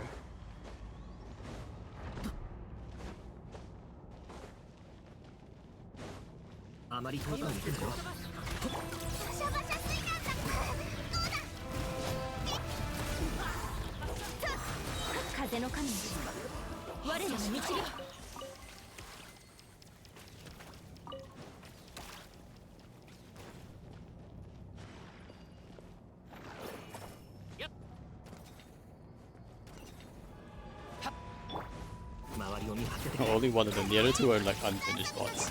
失礼。じゃあな。叩くといい音がする。いい品かもしれない。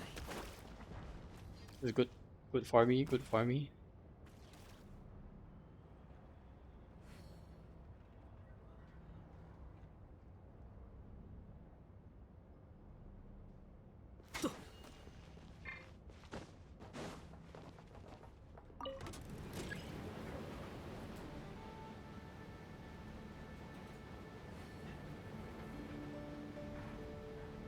So how does this elevator work? Oh, okay, there's like a little... It's not so much an elevator, but like a... pulley, I guess?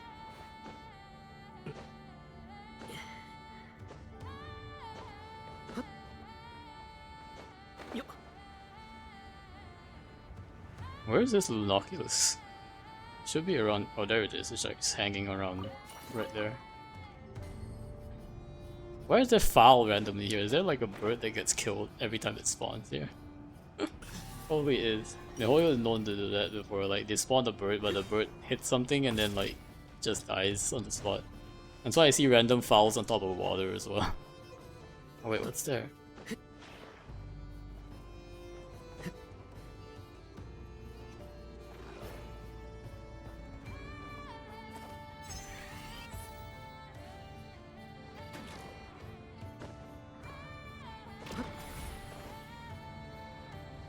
Okay, this is just for me to jump higher. That's all.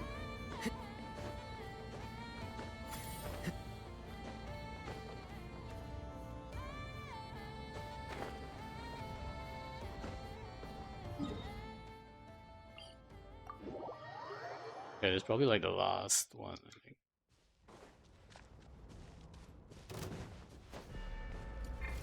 I mean, it's probably okay to find up the 3 mats too. Probably need it at some point. Wait, can I fall damage this guy? I think so.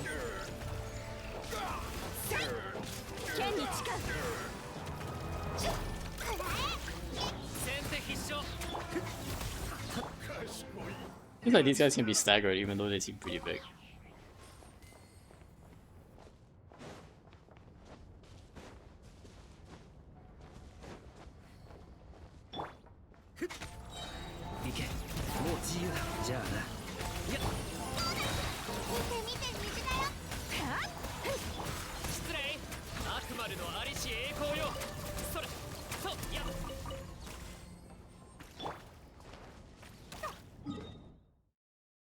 That's all the way here? Oh my gosh.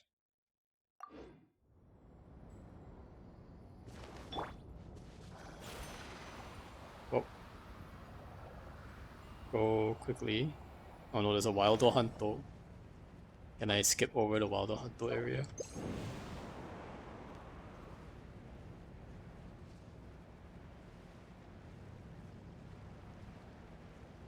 I don't think I've been to this area. There's another... The heck is that? Oh no, that's the beast. Scary beast. Oh, you are guarding a chest. Hello, sir. 自由になれ。ついさあ、みんなに。先手必勝。風よ、私に答える。やっはっやっ。いざ勝負。じゃあな。周りを見張っててくれ。知恵の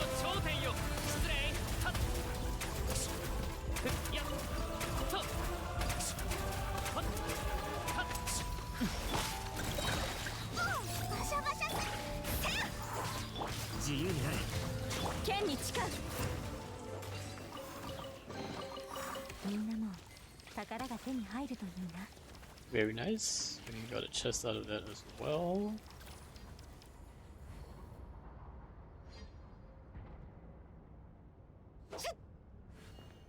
Maybe it's worth doing a getting the teleport here. Yeah. Let me just get the teleport.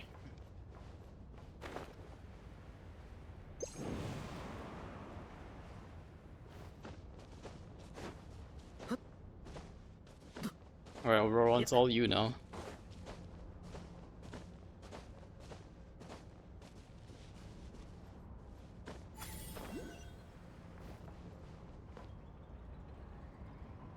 See.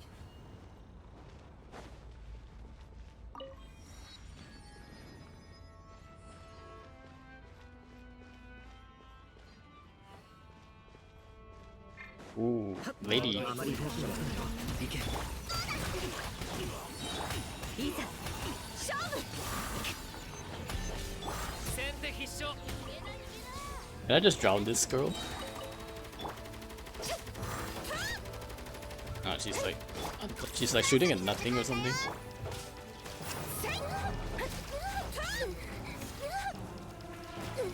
I shoot her out into the sea. ごめん。ちょっ Oh, と she was getting hit by random things.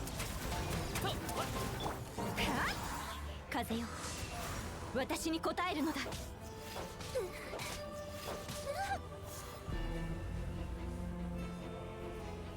Get out of here! いざ勝負。 Yeah, we did kill her, but... Ooh, Lunoculus, very perfect. Perfectly planned. I wanted to drown her, but she didn't drown. She just fell to the level below. Oh, we got the Lunoculus though. Pretty good. Ooh, can we sneak up on this guy? 武力行使の許可を確認。 Never mind. This guy's not getting staggered.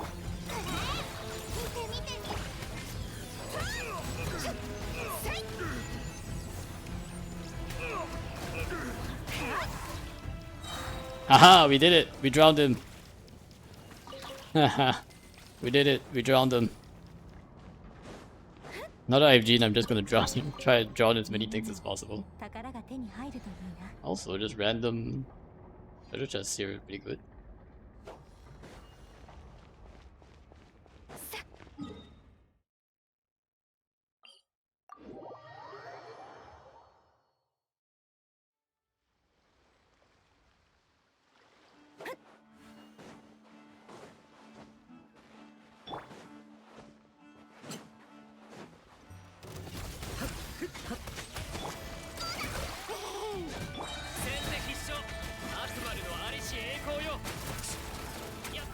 Oh, you can disable the shield with Kubaki, pretty good. さあ、みんなに。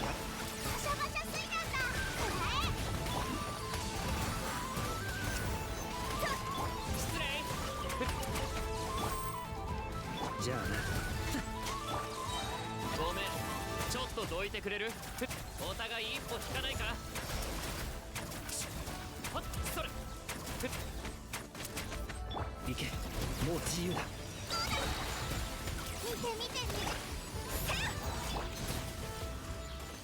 Alright, Bounty has ended. Alright, perfect timing.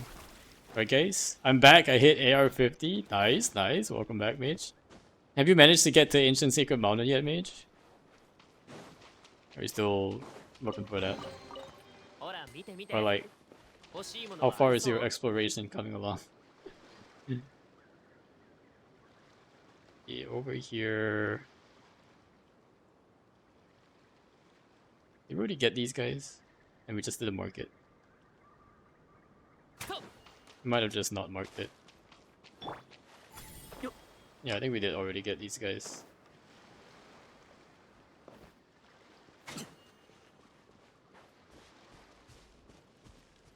No, I don't know how. I could do it real quick. No worries. I'm just wondering. Because last time we left off Natland, we were still like There's probably still a lot for you to explore though, but I will just take it slow, honestly. There's too much to do these days.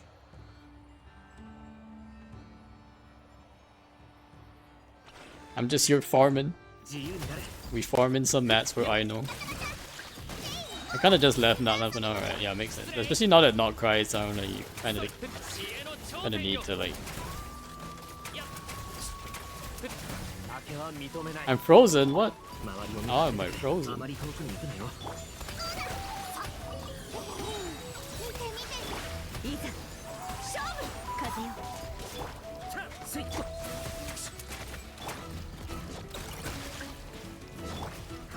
いや自由になれ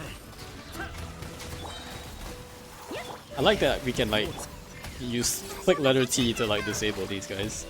If only that we can do that in Abyss. 栄光よ High Kubaki environment. I feel like my Moali does more damage than your whole team, no offense. Not offensive, mage. I think if your Moalani doesn't do damage than my whole team, then you would probably have to be concerned a little bit. You would probably have to be concerned. But to be fair though, is it a solo Moalani?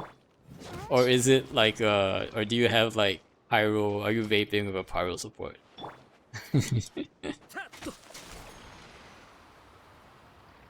Solo Moalani? Okay, okay. I'll take it. Or vape. Vape is there. Yeah, if you vape with Moalani, then yeah, 100%. If you don't have the vape, then it's not really solo Moalani, is it? It's Moalani with pyro assistance there. But Moalani is meant to hit really hard, right? She's meant to have big damage number because you do bloop bloop bloop and then you hit once, and that's supposed to be a big damage number. So that makes sense. So if you like big damage number, Moalani is your gal. Right? A single instance of big damage number is, you know, not directly equivalent to a lot of small instances of smaller damage, so it still kind of like matters. I think I hit 2000k the other day in Stygian. Pretty good, pretty good.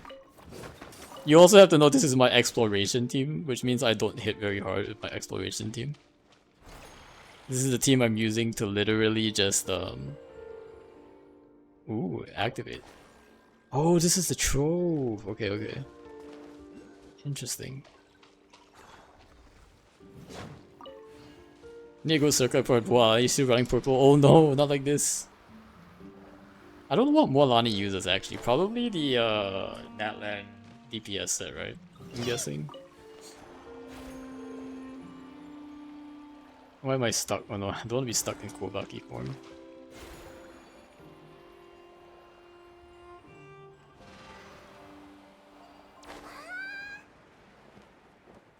What is this? あまり遠くに行くなよ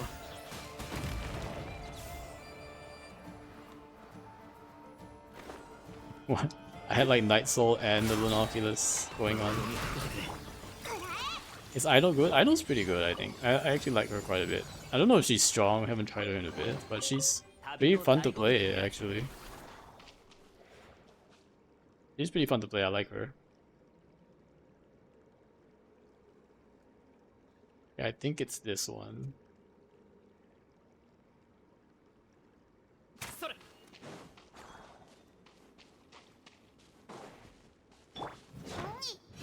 Also, she's free, so like, you can always get her. She's like a really cheap way to increase your moon sign as well, so if that's something that you need in the future, then she's a good slot in. I don't think she's bad, like she has pretty good hydro application. Just give her some EM. She's not gonna have like good multipliers, but give her like EM. And then the reactions can carry her damage. She has a really nice talent that basically, I think it's a talent, right? Maybe it's not a talent. Maybe it's just her.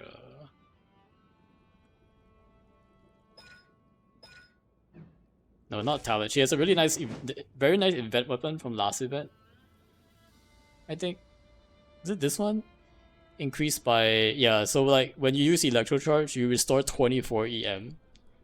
Elemental energy. Sorry, you restore 24 energy, and increase EM by 120, which is a lot. So this event weapon is really nice on her too. And that helps her get her burst really quickly. Her burst also isn't very high cost. Her burst is like 50 cost, I think. So pretty cheap energy burst, and she can get it. So you can basically get like her uptime on her Hydro app pretty often. So that's pretty nice. Ooh, are they like allied? Like the squid? The squid is like allied with them for some reason.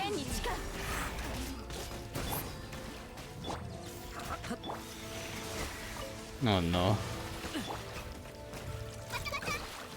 Oh, they're doing this thing, so that's why.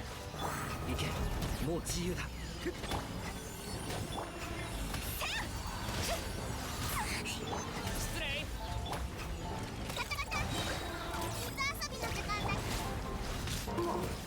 What? How did my Jean die? Oh my gosh. How did my Jean die? Heals.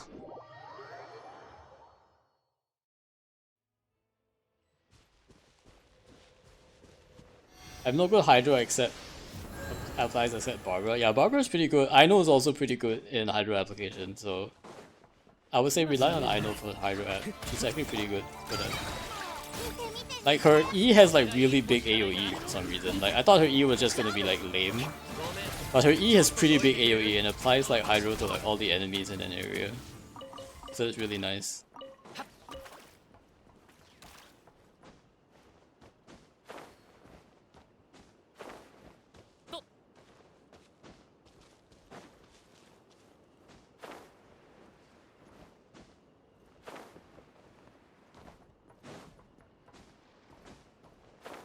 Let's see if we can toss more people to the ocean. また時間が無駄に。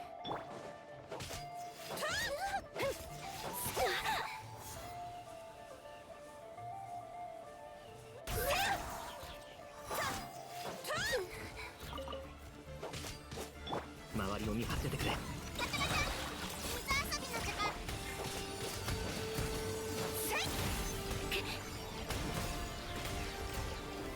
ざ勝負風よ私に応える あまり遠くに行くなよ I tossed the other guy to the ocean, but not this one. Alright, but I think we are gonna call it here, guys. We have been farming some Aino mats. It's getting late, so thank you guys for hanging out. We spent most of the time doing the world quest. We'll be back again next week for more, probably more events and stuff. I don't know what's gonna be the new event in Genshin next week, but I do think Flint's is dropping soon, so it might be related to that. But yeah, hope you guys enjoyed the stream. Appreciate you guys being here, Mage, as well as Brushy and Vayne from earlier. Thanks for the lurk. We're gonna start up the raid here. Go ahead and raid Lucky. Hope you guys have a good night. Take care. I'll be back next week, so don't go anywhere. I'll still be around. And we'll do more Genshin stuff. Alright. Take care, guys. Have a good night. Bye-bye.